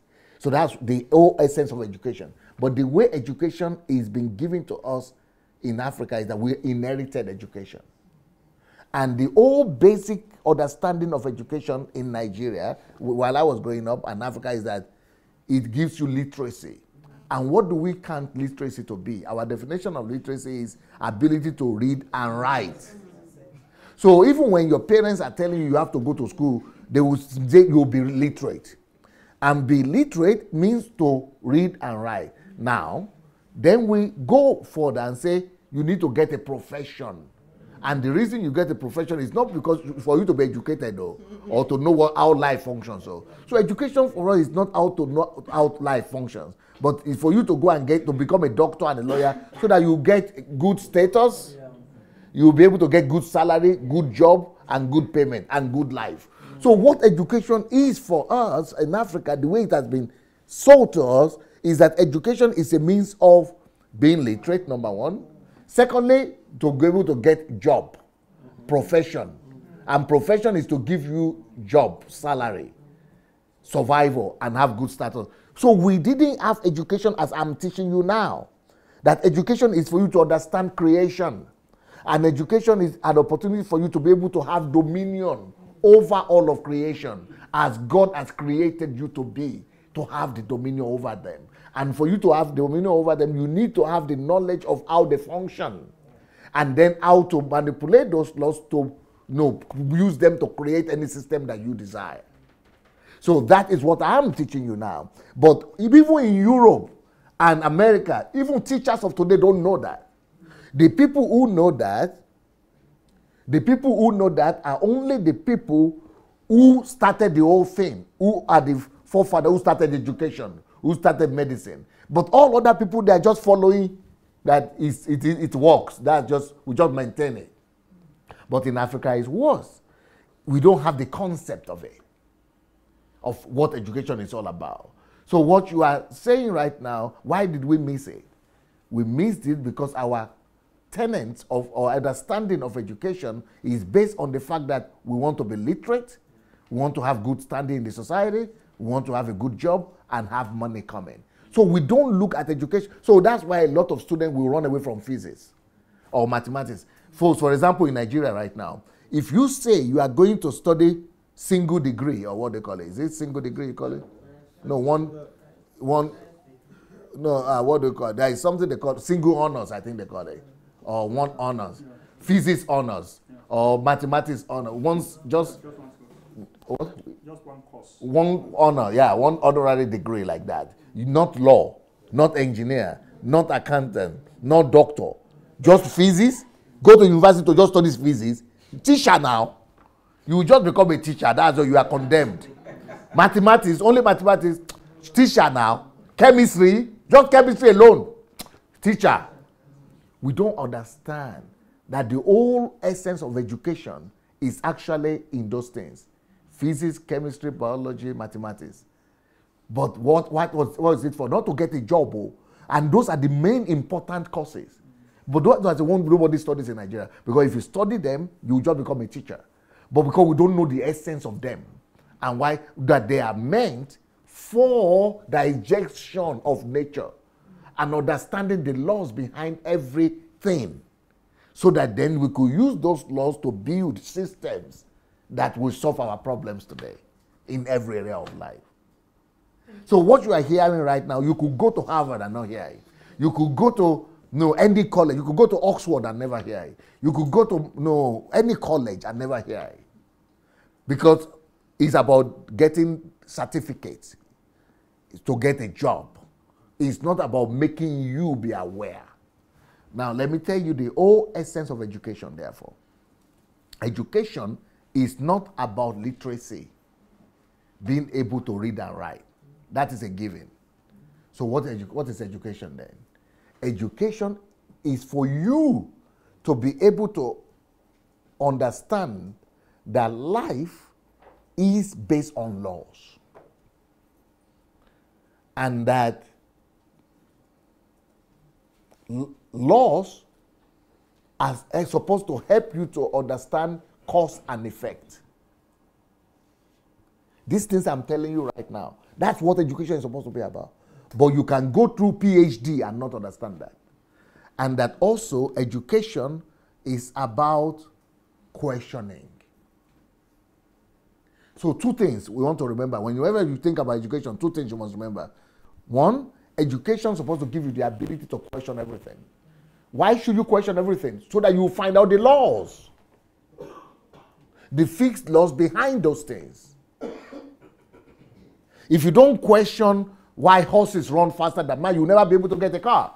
If you didn't question why birds fly and man cannot fly, you will never be able to build planes. Questioning is one of the most important objective of education.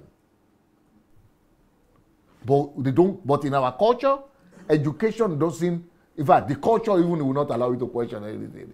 Because if you question, you become rebellious. Even if you go to church, they will tell you in church that questioning makes you to be disloyal or to be rebellious. But the whole essence, and the only way for you to know who is educated is if he is a man of critical thinking and questioning.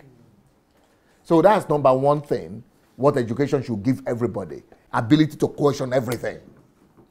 Number two thing that education should give you is ability to understand that everything is based on laws.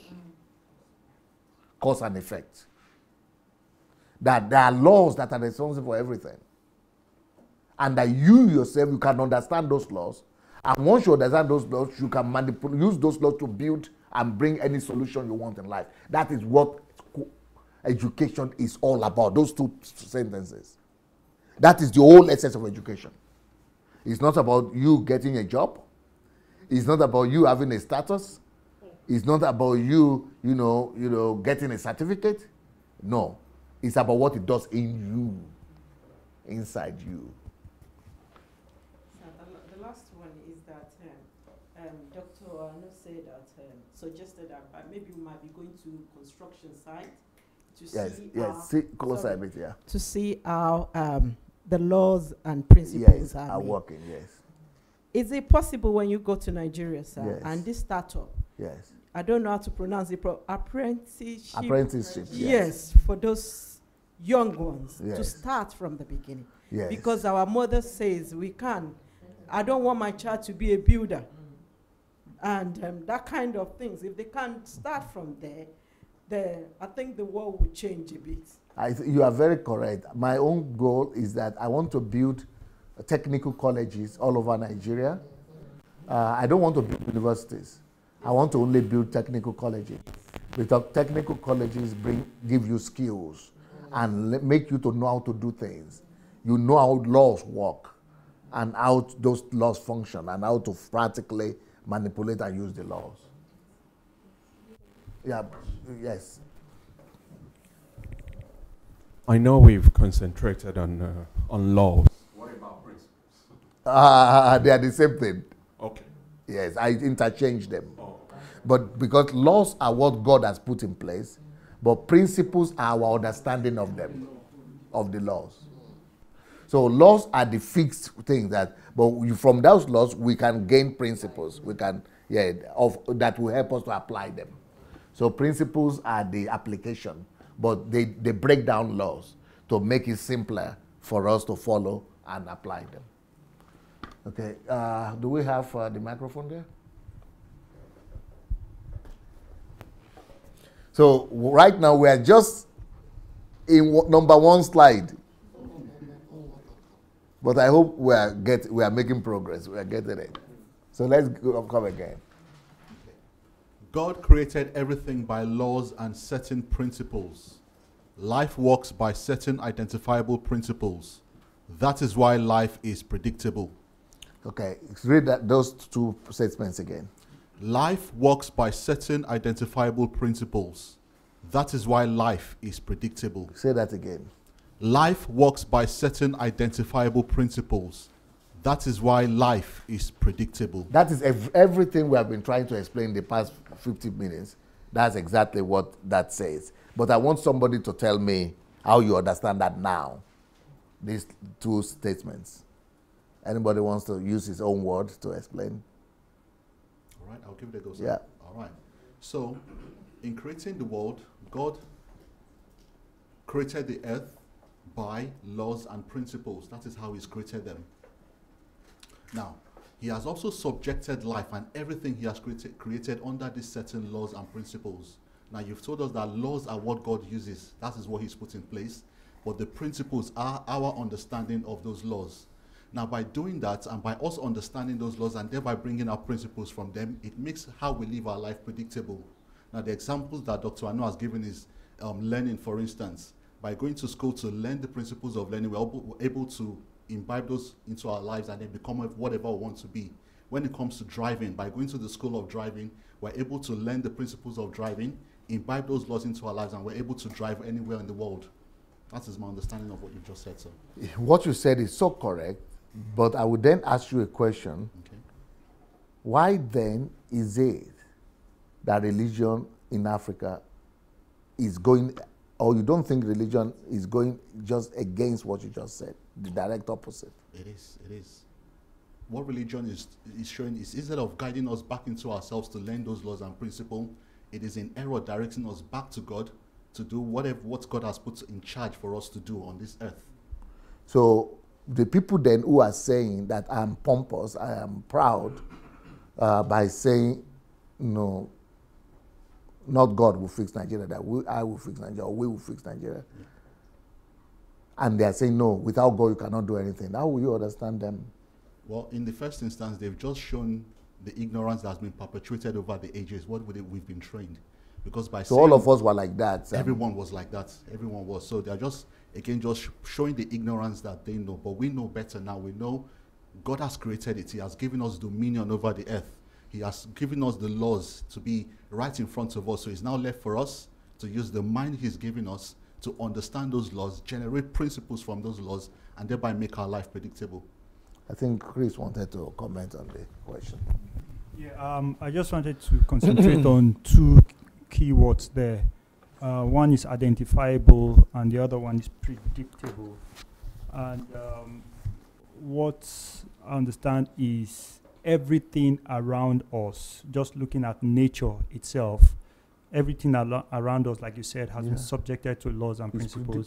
But until we can identify those laws, our lives, you can never be able to predict anything. Life will be chaotic. Brilliant. So and adding to what he's saying right now, the reason why I put, and I almost left that out, the reason why we use the word identifiable here is that it is the whole essence of science and education to be able to identify. And God made them to be identifiable. Because if it's not identifiable, if those laws are not identifiable, how will we be able to understand them and even dominate and function and rule over them? But this our God, he is so perfect, he is so good. He has made all preparations. He made the laws identifiable. He has done everything for us. It's no more right for us to be going to him and be saying, you didn't do this, you didn't do that. No, I think I'll just put this. Since meeting you, my whole understanding of this concept of dominion has just completely changed. What was it before? Before is, you can pray and the dominion we understood is always within the concept of spiritualism, within the concept of religiosity. You pray until if you can heal the sick, if you can raise dead, that is dominion. Yeah. When you see them organize programs. So what is your own understanding now? Yeah, my understanding is life in general, that you don't even have to be a Christian to have dominion. Dominion, and because like I was sharing with my brother in the room that when God created Adam was not a Christian. There was nothing like religion in the world. He just created a man and told that man, go and have dominion. So it's not a exclusive right to Christians. Dominion is for any man, irrespective of tribe, irrespective of religion, sex, whatever. Man or woman. One man or woman. It's for you. It's an assignment that has been given to man. And that's why even as an atheist that don't believe in God, they still have dominion. As long as it's a man. As long as you understand the principles. Like if you look at some of the documentaries, you see like how the Europeans or the Asians are being able to study insects, study birds, study things to build other things. Yeah, to build other things. Just they'll have a problem, and they've been able to identify that, okay, that problem that they have can be resolved just by studying something in nature. Yep. So they'll go and look for something that is just like how they build helicopter. There's this insect that they call it, I can't remember what they call it now, that flaps the wings very rapidly. Yeah. But that dragonfly, yeah. That's how they studied the dragonfly, and they were able to come up with the concept of building helicopters. Even the drones now we fly today, it's all that. Yeah. So that is the whole essence of education. They are identifiable. Those laws are identifiable so that we will be able to progress and build heaven on earth. That's the whole idea, that thy kingdom come to the earth as it is in heaven. Yeah, I mean, from what I'm getting is, well, not all of us are chance to study science, that or that. So we have not studied in-depth science, we only know the periphery. How can we now be able to build or instigate system building? Because, I mean, I'm still in shock that what are the universities and higher institutions of Nigerians are built, I mean, the students graduating in all these fields, what were they doing? What are they doing? Yeah, but let me tell you something. You came here to learn systems, so you will learn it by the time you leave. This is just introduction. And thank God that, like I said in the beginning, that God has given me the grace to simplify complex concepts. So you will learn it. But also, let me tell you also too, that, can you believe it? I never studied science. And I'm the one teaching science students. I'm teaching graduates of Harvard, Oxford, Cambridge. They come to me to learn now. Because what matters in life is not what school gave you or what somebody else gave you, but what you give yourself. Yeah, it is self-education. So I studied in Idomela. If you know what that means that I'd never seen a laboratory in my life. I never saw a laboratory in my life before I left Africa. And I never saw library. I never saw library in my life.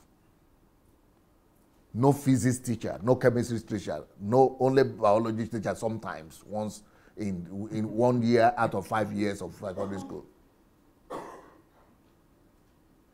Mathematics once in a while. I never studied any of those things. But I discovered soon in life that real education is not what somebody gave me in school, but the one I get for myself. So, and I also discovered something that I think we will soon write a book about, that if you want to mention the 5 most important things in life, that family is not one of them. Children is not one of them. Money is not one of them. Success is not one of them. But one thing that is one of them is self-education. It's more important than children, more important than wife, than husband, than those things. So when I discovered that self-education is more important than all these things, I said, well, Shineke, who lied to me? What have I been chasing all my life? So I started chasing self-education, building myself. And now I train and I teach other people, even in science. I have friends who are professors, who are American professors in physics, in mathematics, in chemistry, and they tell me that it is only when we met Adelaja, they are professors, so they are teaching us, that we understood the purpose of mathematics and the purpose of science and the purpose of chemistry. So when I taught them this subject, that is when they knew what mathematics, calculation, and all these things are for, that they are for understanding nature. They didn't know. They just know this subject that they were taught. And they are just teaching also. Professors in America. They didn't know. So if professors don't know those things, the purpose of mathematics and something like that, even though they are teaching it, talk less of people in our own school and our, so yeah. So you will get it. You will even, by the time you come back, you will be teaching your own children that study the thing. By the time you come out of this HMT.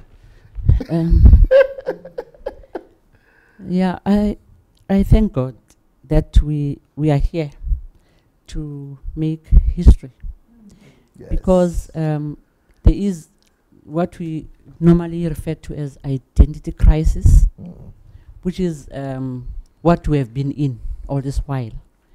And you must also remember, as we are going through, this program, that we have, stereotypes that have been there, and like rigidity. Right. That we need to think and apply what we are looking at as the systems that the systems that are there already.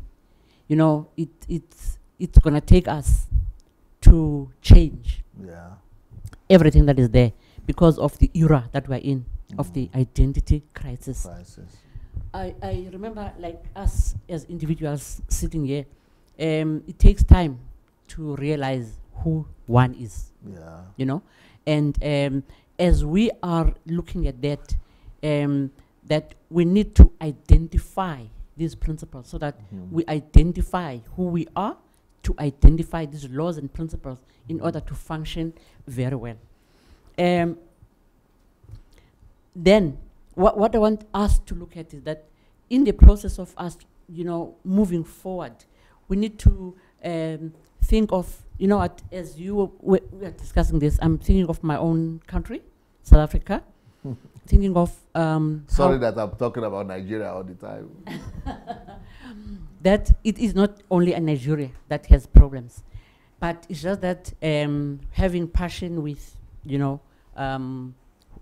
our identity, it makes things easy, which is gonna also make this be understandable with us as well, so that at least we can predict what can, follow when you move on with things that we are here to do and here to learn. So looking at God's laws and principles, it's good so that at least we identify what we are working around, what is happening around us, and thank God that we have this program which shows us that learning is lifelong. We need to learn and learn and learn. Beautiful, beautiful. Well, on that note, I will give you a few minutes of break to get some fresh air, so that you'll be able to come back. If you wanted to say, okay, yeah. All right. So we have. You can stand there. Okay, It's visible there, right? All right. Good. All right. So, dear viewers, we're taking a 5-minute break. Don't go. We're not cutting off the live video. We in the studio here would stand up. We'll try not to be noisy, but we'll just take stretch, drink some water and things. But while you're watching us, I would like you to please go ahead and share. So I think right now we can have our 5 minutes break. We're not cutting off. Okay, come and sit down and be making your announcement. I'm going to make an announcement. Okay. Yes. So please, 5 minutes. Okay, go get some fresh air and some coffee, whatever you need.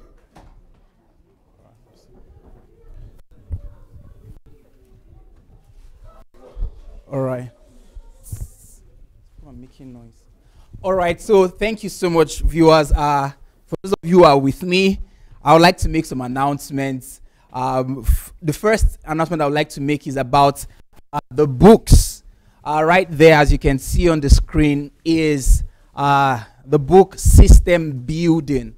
System Building. Well, I would like you to know that this book is already available on Amazon. And if you want to get this book, you can get it for free on Amazon Kindle Unlimited. So you just subscribe to Amazon Kindle Unlimited and you can get this book for free. The next book I would like to announce is Process is the New Result.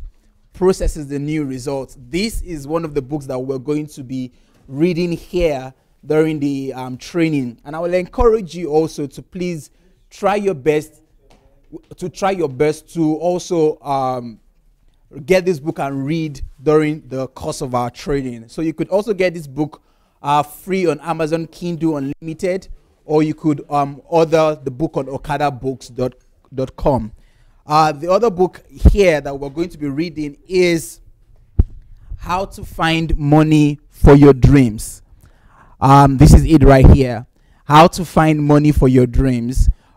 This is another book that we are going to be using here. So all of these books, you can get them on Amazon Kindle Unlimited. You could also order for it on okadabooks.com. And if you are in Nigeria and you like to order for Dr. Sunday's books, we have someone in Nigeria who is based, who does this. Her name is Chioma.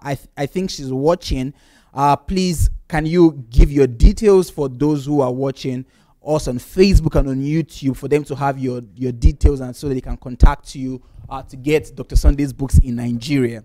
And also, if you are watching us and you would like to partake in the DSA's book promo for the HMT, there's a book promo for all of Dr. Sunday's books, and this is not Kindle version. This is the hard copy. Yeah, so you can get the hard copy. You just have to write to us at dsasbooks@gmail.com. dsasbooks@gmail.com for you to partake in this promo. It is just for a limited amount of time, so it is great if you can jump at it to get the books. I would also like to make announcements about this History Makers training. We're going to be live for the next 5 days. So from Monday to Friday, we have the training. We have 3 to 4 sessions, and we're going to be broadcasting those sessions. So even if you're not here, you can join us for every session. The first session, which is in the morning, starts here by 10 a.m. That's 10 a.m. Kyiv time and 10 a.m. Kyiv time, 8 a.m. UK time and Nigerian time. And the other sessions are by 3 p.m. That is here, 3 p.m. Kyiv time, 1 p.m. UK time and Nigeria time. And we also have other sessions in by 8 p.m. But you just be aware that we're going to be releasing some, they call it advertisements, some posters about the programs. So if you've not subscribed to Dr. Sunday Adelaja on Facebook, I would like to encourage you to please go ahead and like, because that's how you can get notifications. And if you're watching us live now and you've not clicked on the notification icon so that you can get notification every time it's live on Facebook, I would advise you to please go ahead and like and also follow so you can get notifications. And also, if you are watching us on YouTube, we want to recognize you. And if you have not subscribed to Dr. Sunday's channel, please, I would like to encourage you to please subscribe. By subscribing, you would get notification when we are live, all right? And if you're just joining us, well, this is History Makers Training. History Makers Training, April 2019. And it is on system building. Actually, the theme is how to build systems for national transformation. How to build systems for national transformation. So please go ahead and share. Like, we just have 5 minutes break. Very soon we're going to be starting. So please go ahead, share, invite your friends. I'm sure you've been having a wow time. And this is just introduction. So you can imagine what will happen later today, tomorrow, on Wednesday, until Friday. Like, it is going to be a roller coaster journey that I am looking forward to. A time to learn, a time to get knowledge, deep insight into how to transform our nations. And also, not only Dr. Sunday would be speaking, as usual, we have other speakers who will be sharing their knowledge and a plethora of their experience on how they've built systems to solve societal issues, to solve national problems. So, I mean, this is one training that I want you to please try your best to invite people. It's free. They don't have to subscribe to it. I mean, watching online. But, I mean, thanks to the delegates who are here, because it is because of them that we are having this training. If they didn't commit, if they didn't sacrifice their money, their time, traveling from across the world all over to attend the training, we wouldn't be having a training here. But thanks to the delegates who are here, and thanks to Dr. Sunday, who has availed himself to teach us, and also thanks to you that you're watching us online. So we'd like you to kindly share, invite your friends, let everybody join in the conversation. And also, as you watch us, the environment here is different.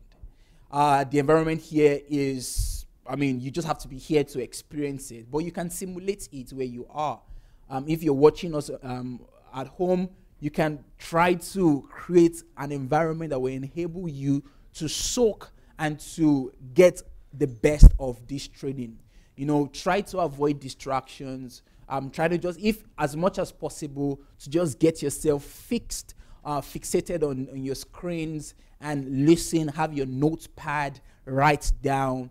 I'll personally advise you not to be so much involved in chit-chatting on the comment section, trying to dispute or trying to argue. I think this opportunity that we have is not for argument on the comment section. Yes, feel free to share your opinion. Feel free to share what is going on in your mind. Yeah, comment. There's no restriction to that, but try to be focused so that you can, where you are, get the best out of this training. While we are here, we are trying our best. We're trying to be focused, to soak as much as we can. So please do well to do likewise. Another important announcement I would like to make to our viewers is that Dr. Sunday has a mentorship program. I don't know if you've heard about that, but Dr. Sunday has a mentorship program that costs as much as $0. What that means is it is a free mentorship. But I said it costs as much as $0 because the mentorship program, Dr. Sunday has said, is worth thousands of dollars. But he is offering this mentorship program free online. So for you to join this mentorship program, please go to sundayadelajablog.com/mentorship. sundayadelajablog.com/mentorship. You're going to see an interface there, a form that you can fill in to subscribe for the mentorship. I've heard testimonies of people who have gone through that mentorship, and many people even say that the mentorship online, it is more comprehensive, it is more difficult than even a master's degree. And that is because Dr. Sunday has built a system right there. You see, we're talking about system building. He has built a system that he can mentor you even without knowing you. And you can go through the mentorship system that he has built, and you can get everything he has to offer as a mentor. So what are you waiting for? It's free. You can join online today, and you can get as much information as you need. So why not go straight to sundayadelajablog.com/mentorship and join the mentorship program, and you would see what it actually means to be in that program. I would also like to announce that Dr. Sunday has the Ask, I don't know if you know about it, but he has the Ask Pastor Sunday show or Ask Dr. Sunday show. And this is done twice in a month. Many of you might have questions for Dr. Sunday. Many of you might want to ask him questions and you don't know how to. I would like that you send in your questions. Don't send in your questions in the comment section, because there'll be a lot of comments, so it might be difficult to get your questions. But you can also go to his blog. If you go to sundayadelajablog.com/ask, you would see another interface there where you can send in your questions. I've been privileged to be the host for the program, and I know that we don't sift out questions. We ask every question.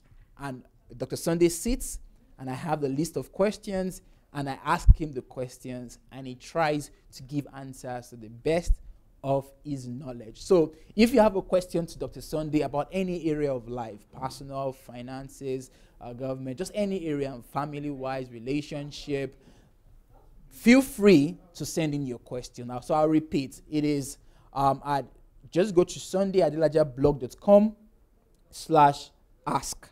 sundayadelajablog.com/ask, and you can send in your questions right there. All right. So I also like to announce once again for about the book promo.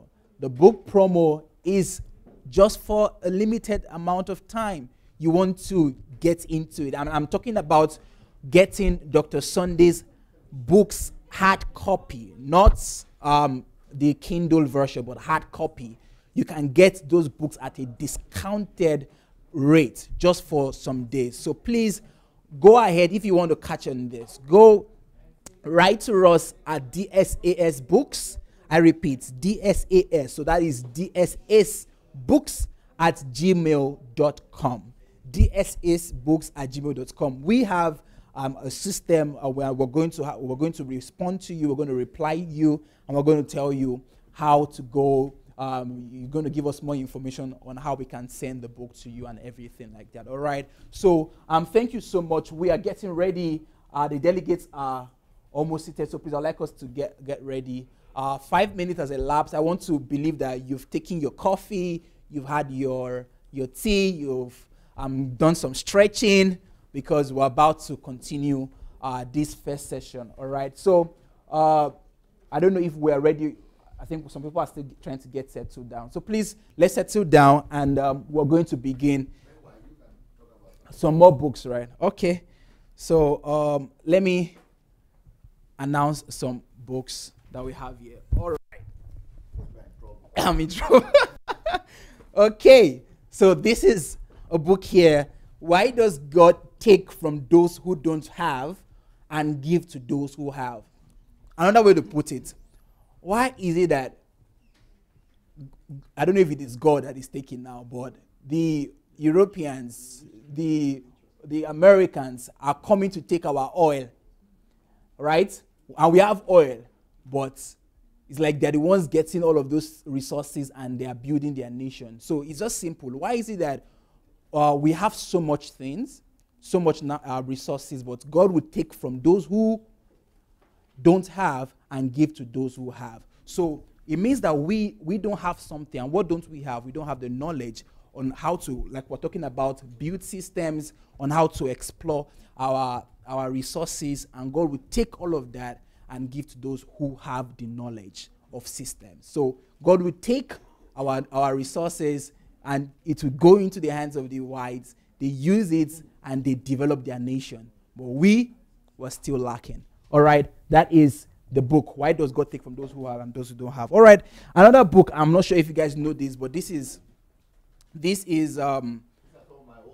some of Dr. Sunday's old books. It's an interesting book, you see. They're not on Amazon. No? They're not on Amazon, yeah. I think we have to tell more about them so that people know, because these books are not on Amazon. All right, so I think I will announce those old books actually. Okay, so this is an interesting book. You see, this is The Happiness of a Woman, and you can see Pastor Boss's page. But an interesting thing about this book is that if you just flip, you see The Happiness of a Man.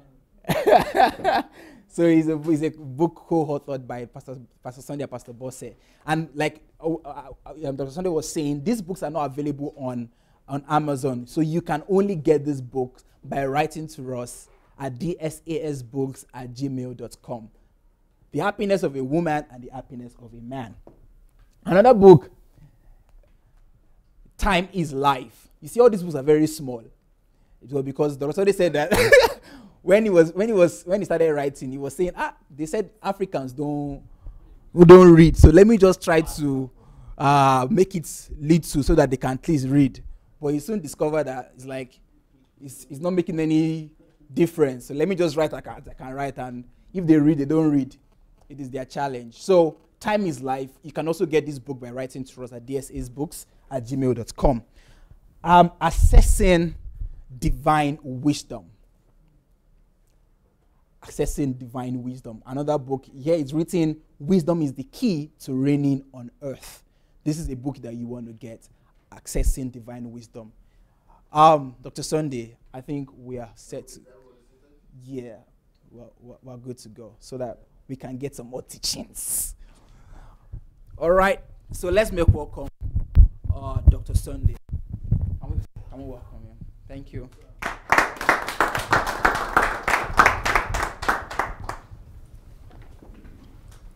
Okay. And in the beginning, I asked all of you, are you aware of where you came to? First of all, the fact that this is HMT. Secondly, the fact that this is on systems, though. You are going to be shocked, though. And those shocks might be continuous all the time. Because you might be hearing things you've never heard before. And that might be a bit complex and difficult for you to be able to balance with where you are coming from. Especially if you are a religious freak.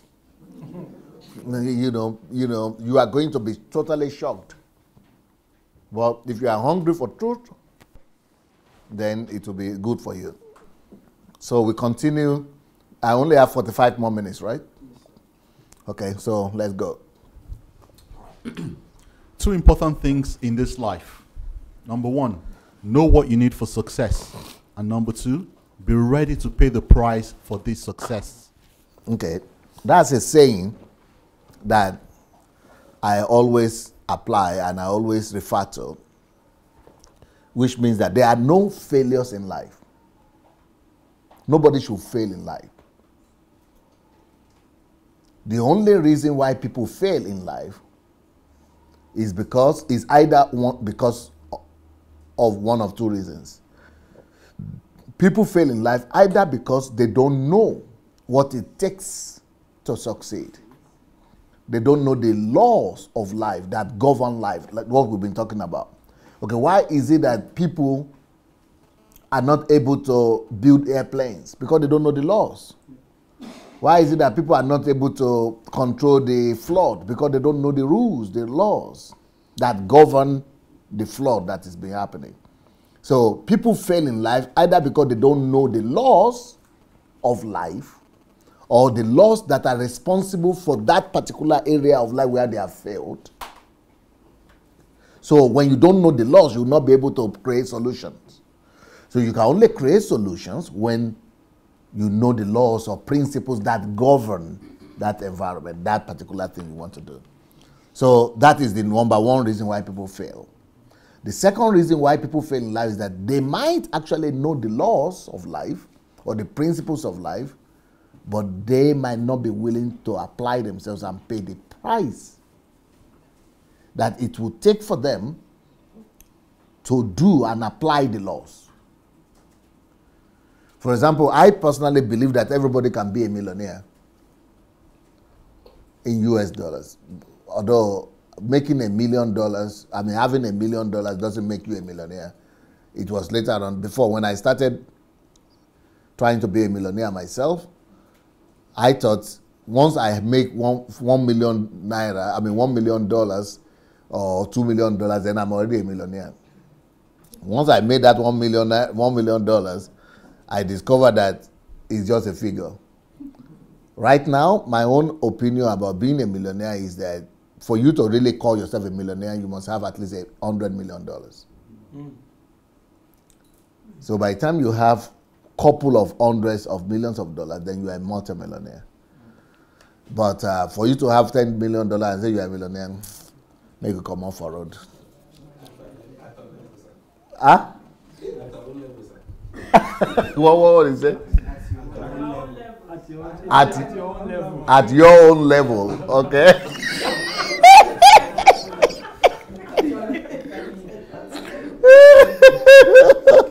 Yes, there was a time I'm talking about myself. Oh.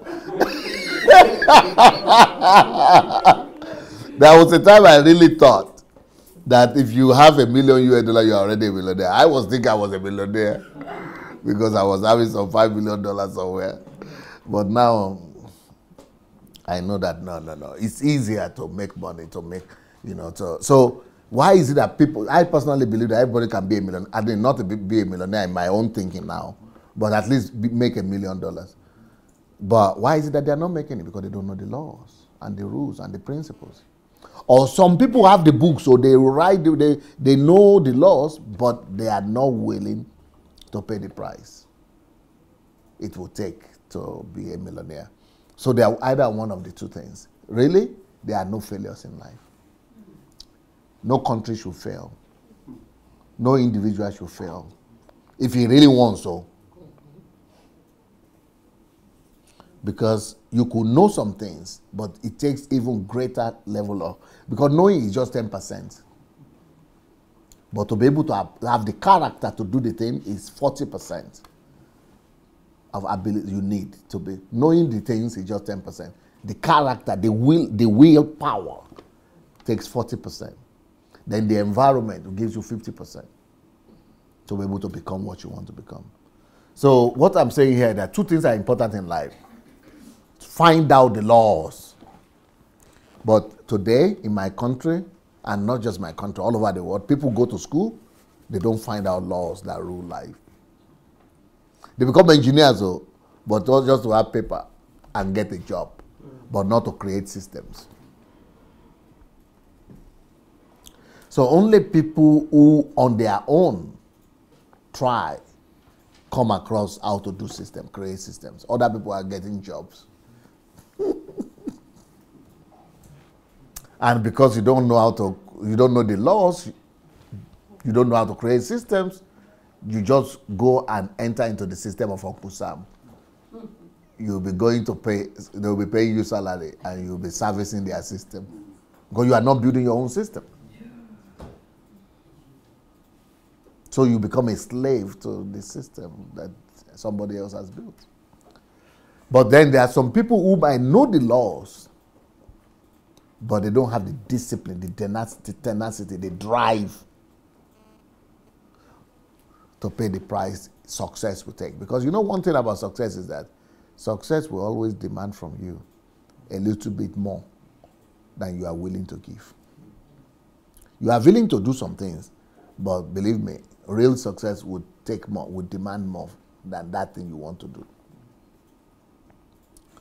So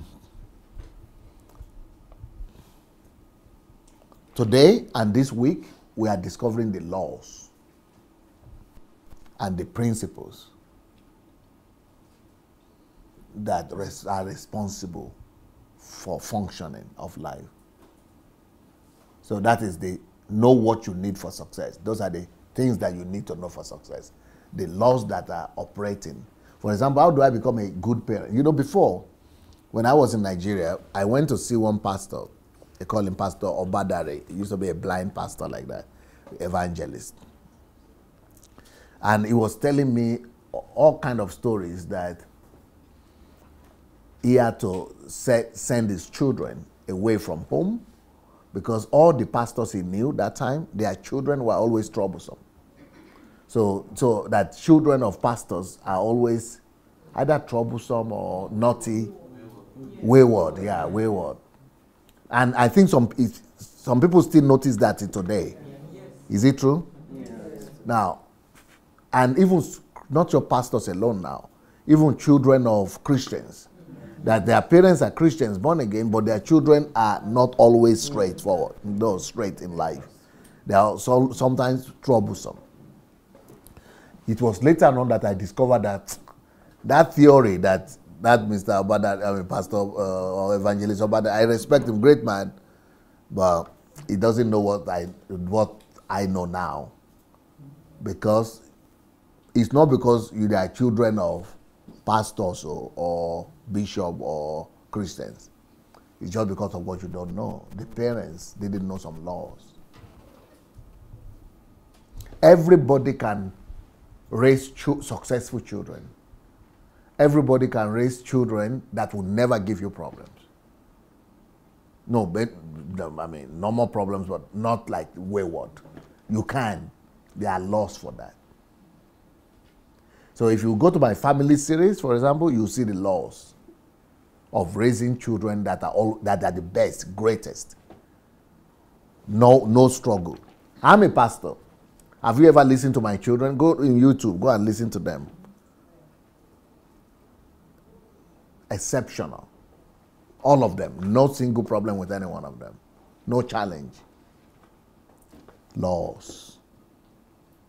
So if I had bought into that theory and concept that it is mystery that rules the world, not fixed laws, I would have also been saying, God, oh, please take care of these children. No, please, so maybe we need to go send them to some place or go and do sacrifice for them or go and be giving offering for firstborn because firstborns are always stubborn or, yeah, you know, some mysterious, those are paganistic worldview that make you to think like that.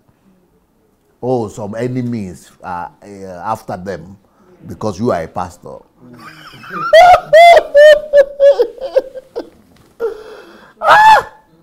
Ignorance, eh? What ignorance does? Bad news. Spiritual attack. Yeah, you got it. But the spiritual attack is in your ignorance. And some people, they will be going to do what they call spiritual warfare. So that they so that their children will not be wayward. It's all about ignorance, you see. There are only two reasons for failure in life, guys. One reason is either because you don't know the laws that are responsible to make those children become straight and, honorable children. Or you might know, but you don't apply yourself. You don't pay the price that it will take for you to be able to make them become like that. But when you are, because it's easier to always say it's mysterious somewhere. It's some mysterious forces and responsible. So you don't take responsibility. But not just about family. This is about countries too. So I would talk about Nigeria. I've written that book. Only God can save Nigeria, forget about it. No. It's, again, paganistic worldview. Putting responsibility on God somewhere. No. We just need to know the rules and the laws. And then pay the price that it will take for us to be able to build a great nation. So there are no failures in life. There are only two possibilities for failures. Either you don't know the laws and the principles that success demands, or you know, but you are not willing to pay the price of discipline to do them. So when we are talking about all these things, dominating the earth, dominating the sea, dominating the ocean, dominating the sky, we need to find out the laws.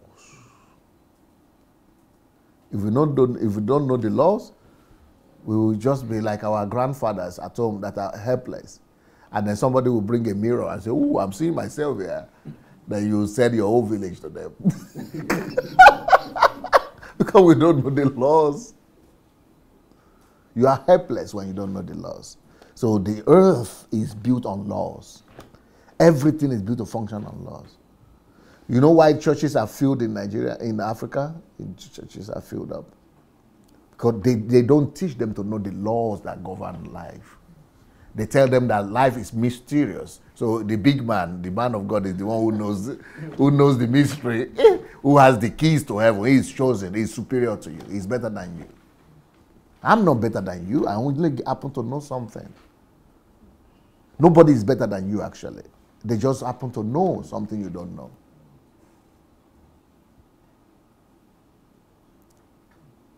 But in Africa, they come with this concept of he is anointed. You are not. What is that about? It's an oppressive system. It's oppression. It's just about what you know and what you don't know, guys. So that's why we also need science. That's why we need physics and chemistry and mathematics to be able to find out laws. But then when you find out the laws, you also need to pay the price. That's no problem. There are no failures in this world. There are no failures in this world. There are only those who, number one, don't know the principles of success. Number two, they know, but are not willing to pay the price. Those are exactly what I've just explained, right? I think that's understandable enough. If you study the laws which great people used to achieve their success and apply them, you too can achieve outstanding results. So, which means if anybody ever achieved anything, if anybody ever did anything in life, you too can repeat it.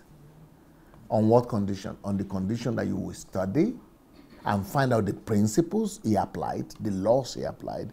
And if you discipline yourself to apply the same set of laws and do it as well as he has done it, you'll be able to achieve the same success. So when we look at some people and think that they are superhumans, like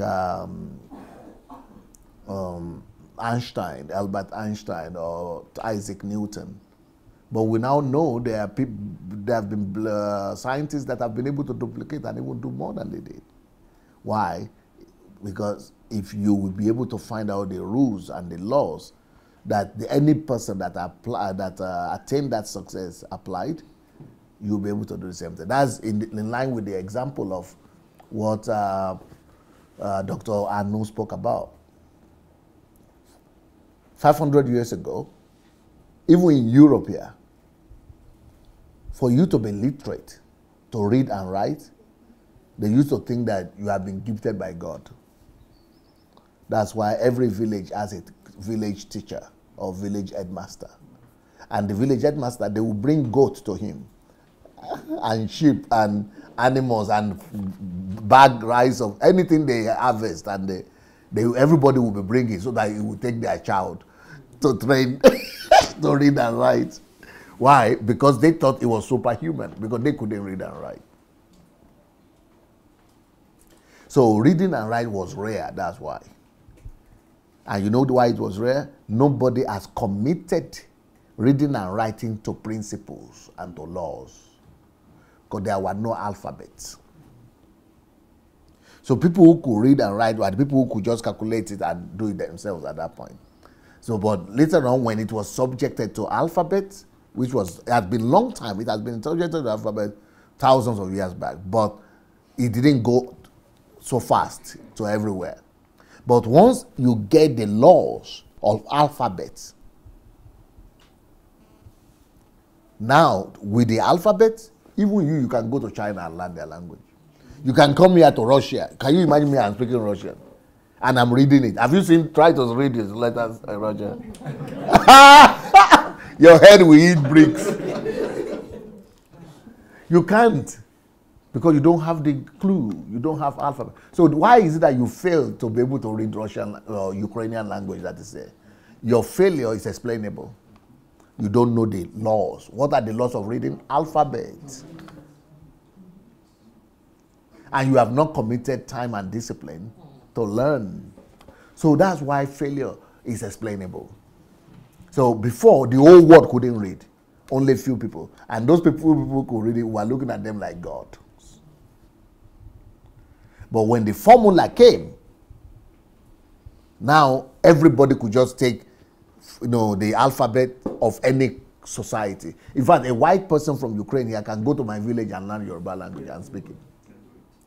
Well, they just need to know the algorithm, the formulas, the principles, the fixed laws. And the fixed law is important. So can you now imagine if somebody had not committed, had not find out they have not discovered alphabets. All of us would have still been in darkness. It would have been impossible to learn any other thing. Same thing with driving. Do you know that 100 years ago, if you drive, in fact, they will be giving you national medal, honor, national honor because you can drive a car. That you are the first person to drive a car, so the president will be awarding you. Now we are laughing. Yes. Even 20, 30, 50 years ago, driving a car was a profession. They used to produce drivers. You didn't remember that time? People were going to qualify as drivers. That's what I'm saying. That is their job, their profession. Oh, you didn't remember? That's the source of driving schools. Huh? Far back than 50 years ago. Far back than that. No, even recent. I'm talking of recent as even maybe 20 years ago in some countries. Oh, I thought you meant Nigeria. No, I'm talking about as recent. That people will be going to learn driving and doing it as a profession. You understand what I mean? But it's silly now to think about who will you become. I want to become a driver. It's silly now to think about that. Why? Because those days, even though you are the Oga, you are the owner of the car, you couldn't drive. You have to go and get somebody who is trained to be a driver. That's what I'm saying. But later on, when driving school formula became popularized, it was a formula, it was laws. There were no driving schools. That's why there were drivers that were just like uniquely gifted people. But once they came up with the concept, with the algorithm, the formula, the laws of driving, people were driving, but they didn't commit it to principles, step by step. Once it was committed to laws and rules, Now everybody can just go and learn, go to driving school and learn to drive. Everybody is a driver. I don't know if you are getting it. So why is it that the whole world couldn't drive that time? There were no laws, no rules. Once everybody learned the laws and the rules, now everybody is driving. But you could learn the laws and the rules, but if you don't commit time and discipline to learn it, you will also not drive. You see? So there are only two explanations for failure. Either you don't know the laws and the rules. So why is it that Nigeria is failing? Our people who are leading us don't know how nations function, how successful nations function. They don't know the rules. Or if you say they know, it means then they didn't pay. They are not disciplining themselves, applying the rules. Because a lot of people in my country say, but our politicians come to Europe now. Don't they see what is here? I've discovered that you can even live in Europe for 50 years and not know how Europe is built. Even Europeans themselves don't know how it's built, talk less of you just coming to visit. You need to go deeper than that before you can, because all of us that are living in Europe, we don't know how Europe functions or is built. We just go to job. We know some little things there, little things there. We just go to work. So the fact that they are coming to visit doesn't mean they know. Knowing is different. And then you have to have the discipline to apply. So those are the only explanation for success. But the good thing is that we can find out the rules. And if anybody ever did it, you can do it. I mean, a few years ago, Bill Gates was the richest man in the world. I mean, he was ahead. I was far ahead of everybody else. But now Jeff Bezos is overtaking him, almost doubled. Shane wanted to ask something.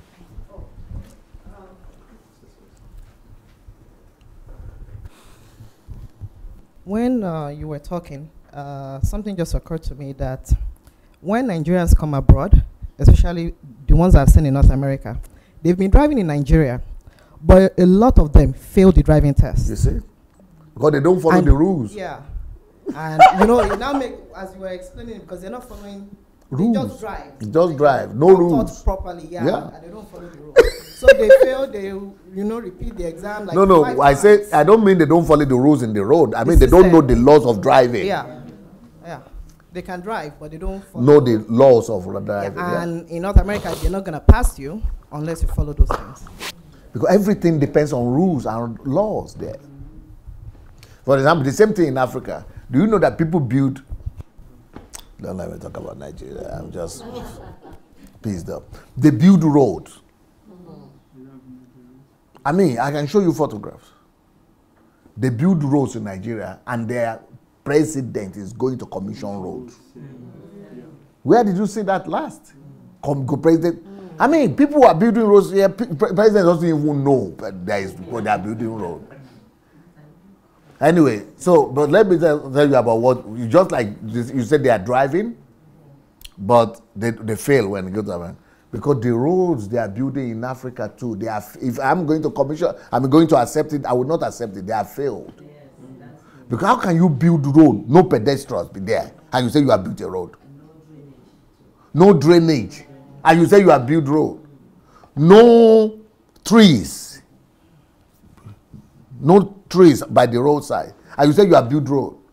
No middle separation between lanes and then so that there will be trees or something, demarcation there, and you say you have built road. No mark of road signs and mark, and you say you have built road. Don't let me talk about that one. Have they not failed? It's the same thing as driving in Nigeria and then coming to fail driving licenses here. Because no, they don't follow rules. So those people who are, even house, you say you build house, and then nothing is functioning there. No rules. People don't follow rules. So everything depends on laws, fixed laws. But we are not a nation of law. Yeah. We don't know that yet. So there are no fixed laws. That's why everything is chaotic in our society. No fixed laws for everything. But in this Western world, You have to follow it the way they say it, otherwise you will not get permission. If either it's house or driving or anything, before it could be accepted, you have to make sure you follow everything to the minute detail. Professional jobs in Canada. Yes. I mean, if you're a professor like No, we need the microphone for you. What did you say, ma? Even you have to start all over again. Professional jobs in Canada that I know, even if you're a doctor in Nigeria or you're a nurse, you still have to come and learn in Canada before you can operate. Because you need to be able to know and make sure that you follow rules. But our own doctor and something might not even follow any rules. Okay, so can you read that again, please? If you study the laws which great people used to achieve their success and apply them, you too can achieve outstanding results. You see, everybody can get the same result as anybody else, but we must have the discipline to learn the rules that they applied. So if any country is able to be developed, we can also make every other country be developed if we study diligently how they are able to do it and apply the rules. Genius is the mind's patience, focused on the unknown, on the known direction. Isaac Newton. Now, this is a very great, I have a whole book written on this, how to create your own genius. This is Isaac Newton talking here. What it means here is very deep. What he's saying basically here is that everybody can become a genius. First, by applying his mind.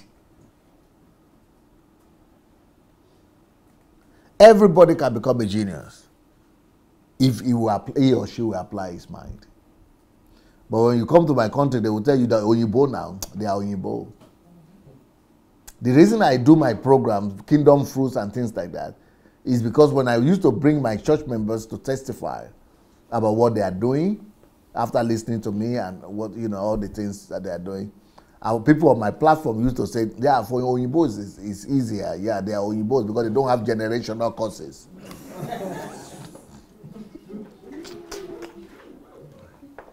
So I was telling them, no, I will teach you too the same thing. And no generational courses will hold you back. So that's why I started all this interview I started to do. Kingdom Fruit testimonies and things, so that people will see that you've been following me just for 6 months or 1 year and you're already doing the same thing that the Oyinbos are doing. For the people who don't know what Oyinbo means, is Mungu. Is it Mungu or you call them? They are main Europeans. Whites, yeah. So genius is not, because I was growing up, I thought that geniuses, God gives them. That there are some people that God makes to be genius. Okay, for example, when I was growing up in my own part of the country, we used to think that someone like Wole Soyinka was a genius. But when I grew up, I discovered that the guy isn't any genius. There is no genius. He's smart, but just a regular guy, just good in what he does in literature, but no genius. Then later on I discovered another thing. Nobody is a genius. Everybody can make himself a genius if he wants. But the idea of genius that I thought is that God gives geniuses, that God creates them to be genius. But it's a lie. Because that's the story I was telling in my preaching, that when I was in school, all my teachers used to knock my head and say, you are so dull. And I was looking at, because there was, in every class in Nigeria, you always see people who are first, second, third. And they're always competing among themselves. So I reached the conclusion that they were the genius. That God created them to be genius. But me, I was not lucky. He didn't choose me to be among them. He didn't create me to be a genius. How stupid that is. I know better now. But Isaac Newton is saying, genius, not a big deal.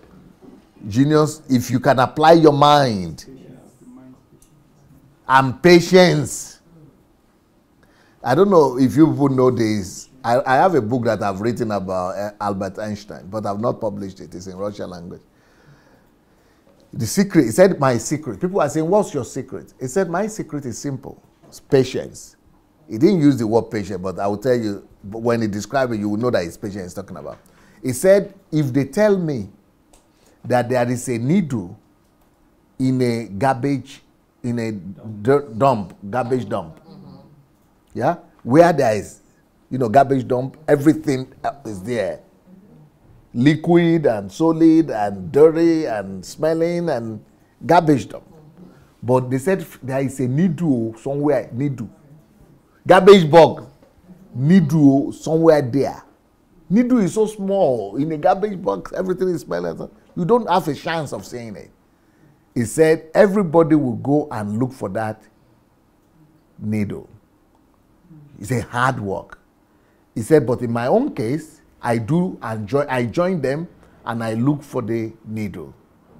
But when every other person manages to find the needle, they take that needle, put it on top of their head and say, Eureka, or what do you call it? Eureka. Eureka, Eureka, and run around the city. I found it! This is the needle! I found the needle! I found the needle! And they be turned into celebration.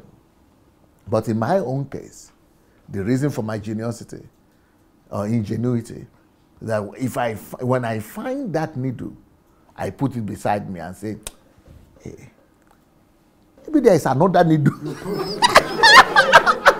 There might still be another one inside though. And I continue to dig into the dirt and into the garbage, into the trash. And if I'm lucky, I will still find. If I'm not lucky, I keep on digging. Maybe I will be lucky.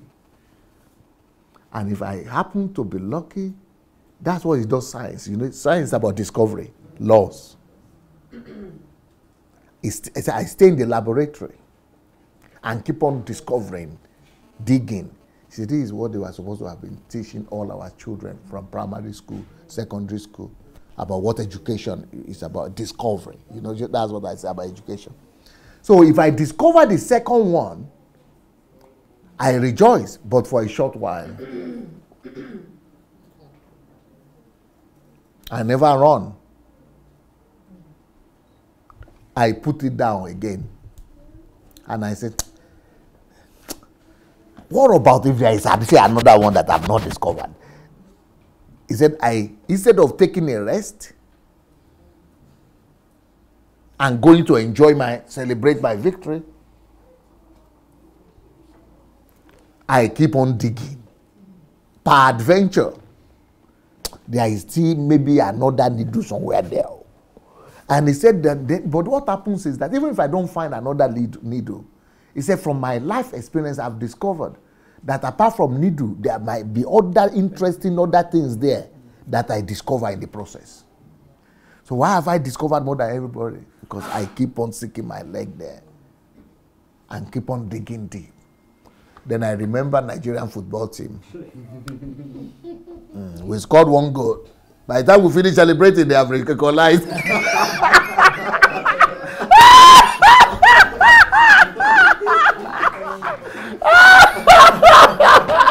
And then we cannot overtake them again.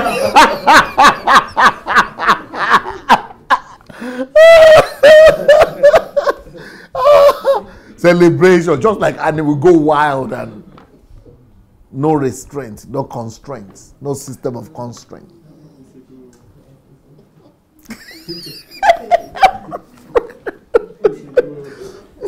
They go, everybody is celebrating and dancing.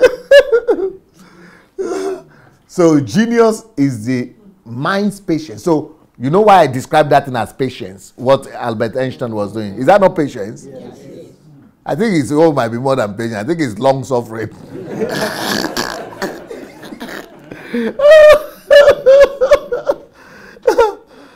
So, but what Albert Einstein, what Isaac Newton here is saying is that if you apply your mind patiently enough to study that subject and not give up, the patience of the mind, that is genius. The ability, it will lead you to one needle.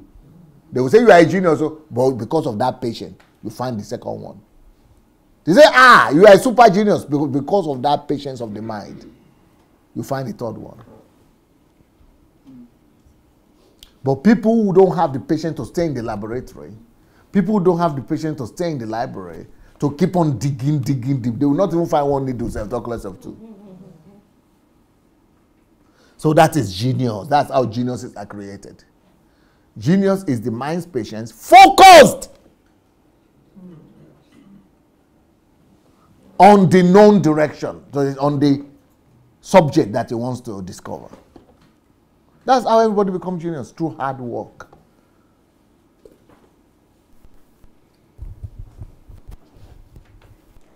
Hard work is the womb of genius. See?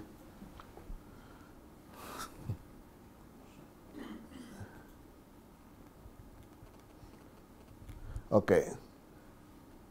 I think the next class I will come back to begin to talk about. This is everything I've told you so far is the foundation for system building. I'll come back and start with understanding systems. But before I come back, one of my disciples will come and he will tell you he was a drug addict. That guy was a drug addict, never going to school, never done anything, but he was taught, trained here, young man, and he will tell you what he has used system building ability to create and to build. And he will, because when you hear ordinary people and see what they have been able to create, not Pastor Sunday, then you will know that no, he didn't even study engineering, he didn't even go to university, he didn't even finish primary, secondary school. It was after he had been delivered, we have trained him, that he went to finish secondary school and then university, you know, because that's the system we put for them. But so he's now a missionary in Bulgaria, and he will come and share with you how he's now using system building to now deliver other people, to bring people to salvation, to, you know, yeah. But I will come to talk to you more about other system building, understanding systems. This is not system building that I'm going to talk about, but understanding systems, just for you to understand systems. So what we have done so far is to know that on the basis of everything, including system, are laws, principles, fixed laws and principles. So it's the foundation of, it's like alphabet. For you to be able to write a book, you must even first of all know that words to write, they are built on alphabets first.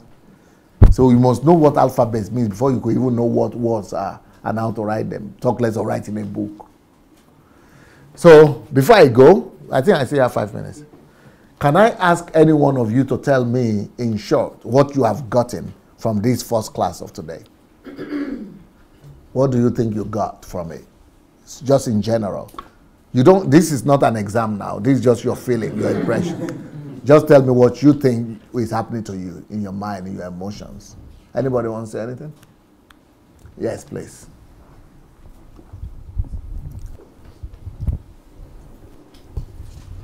You might need to stand up as well. I've learned today renewal of mind, to renew my thinking. And I've learned today to organize myself by planning ahead. And I've written that I have to go and look to study on laws and principle, how to guide me. Maybe that is where I'm failing because I wasn't following the laws. The best way for you to learn those things, yes, are to get my books. Life is Predictable, that's number 1. Okay. The second book is called My Greatest Life Discoveries. What? Life Greatest Secrets. Life Greatest Secrets. Life Greatest Secrets. You write it down. Yeah, Life Greatest Secrets by Life's Greatest Discovery is called. Because I don't even know any other person who writes about that. For you to be, so if you say you are going to find books, I don't even know which one to recommend for you, how you go find. But I know that I do. And then you might need to go and also listen to this. When we finish this HMT, you will need to listen again and again. And again, it opens my mind to my children, because I force them to go and read law Oh. And they read law. You are a Nigerian, I think. Yes. A Nigerian mama, Nigerian parents. They read law, but they end up in investment. So wow. that one really, because they told me that they weren't happy with what they've gone to study, and now they've taken another step. So they've wasted that 3 years in the uni doing what the parents want them to do. And that one really opens my mind for maybe grandchildren in the future. How long have you been in the UK? I've been there for 32 years now. Wow. So you probably left Nigeria the same year I did. I left like 1987. Oh, okay, I left 86. So, but that is what I'm trying to say to you people. You could live in Europe for 30 years and not even know what we're talking about. It doesn't follow. It's not a given. Okay, okay, I think sorry, you wanted... I watched your program yesterday when you were talking about your wife, that your wife was saying our voice is not good. Right. And I think I was in the same spot as well, because I was saying my English is not good, so I couldn't do so many things. Even I was so timid to speak English to some people because I don't want them to say, oh, otabon. Well, English people know they say otabon now. It is our own African people who say like that. And we don't even speak the English, Papa.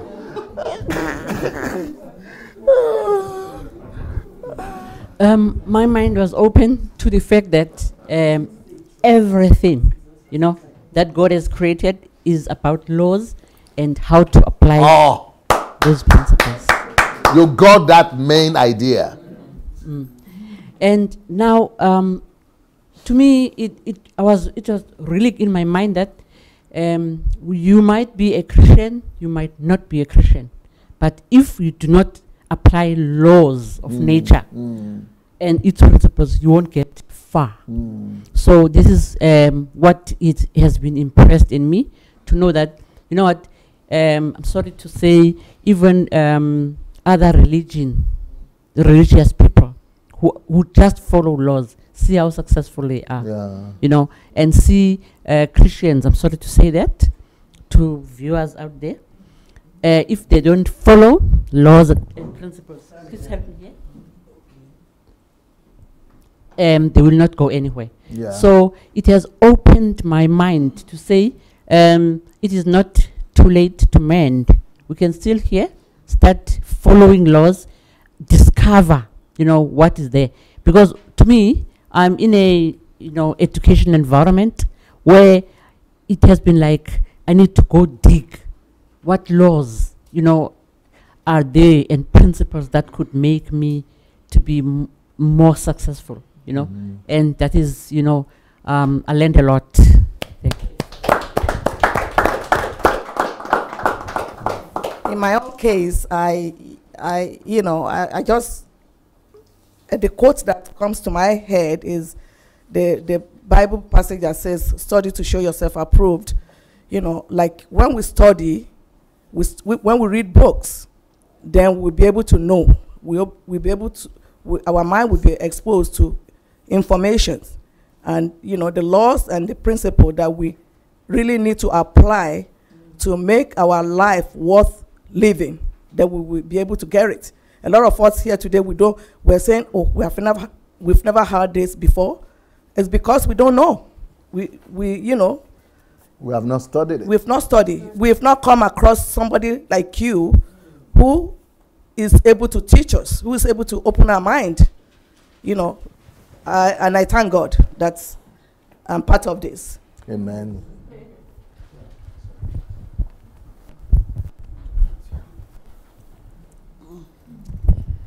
I have learned that God has set laws and principles and also set their functionality. Right. And that understanding, that with my understanding the patterns and determination, I can create my own destiny. Beautiful. Beautiful.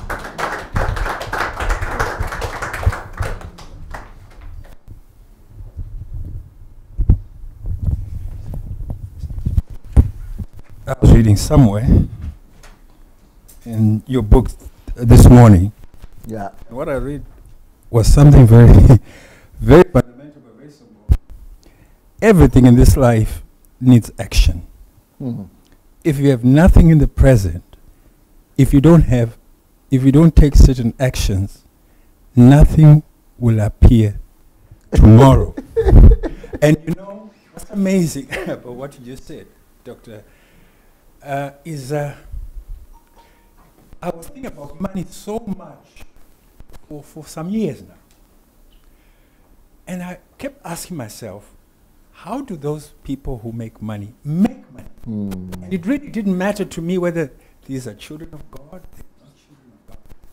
Just the idea itself. And somehow, what our brother in front just said, Yeah. it resonated with what you're talking about and teaching us. You know, that it's not even about being a child of God. Right. Because the laws have nothing to do with being a child of God. Whether you're Muslim, whether you're a child of God, the laws prescribed by our God are objective. No wonder those in the Arab world have money because of a resource. And so what is so liberating for me is just that simple thing that I just read. Anywhere, wherever we are, we can begin the journey to realize our goals. It really doesn't matter whether we are in a very dire place, whether we are in a very good place, as long as we actually begin to get the light of the laws, we can realize our dreams. And it's so liberating for me just to be in this environment where I'm being taught of this, what I'm being taught.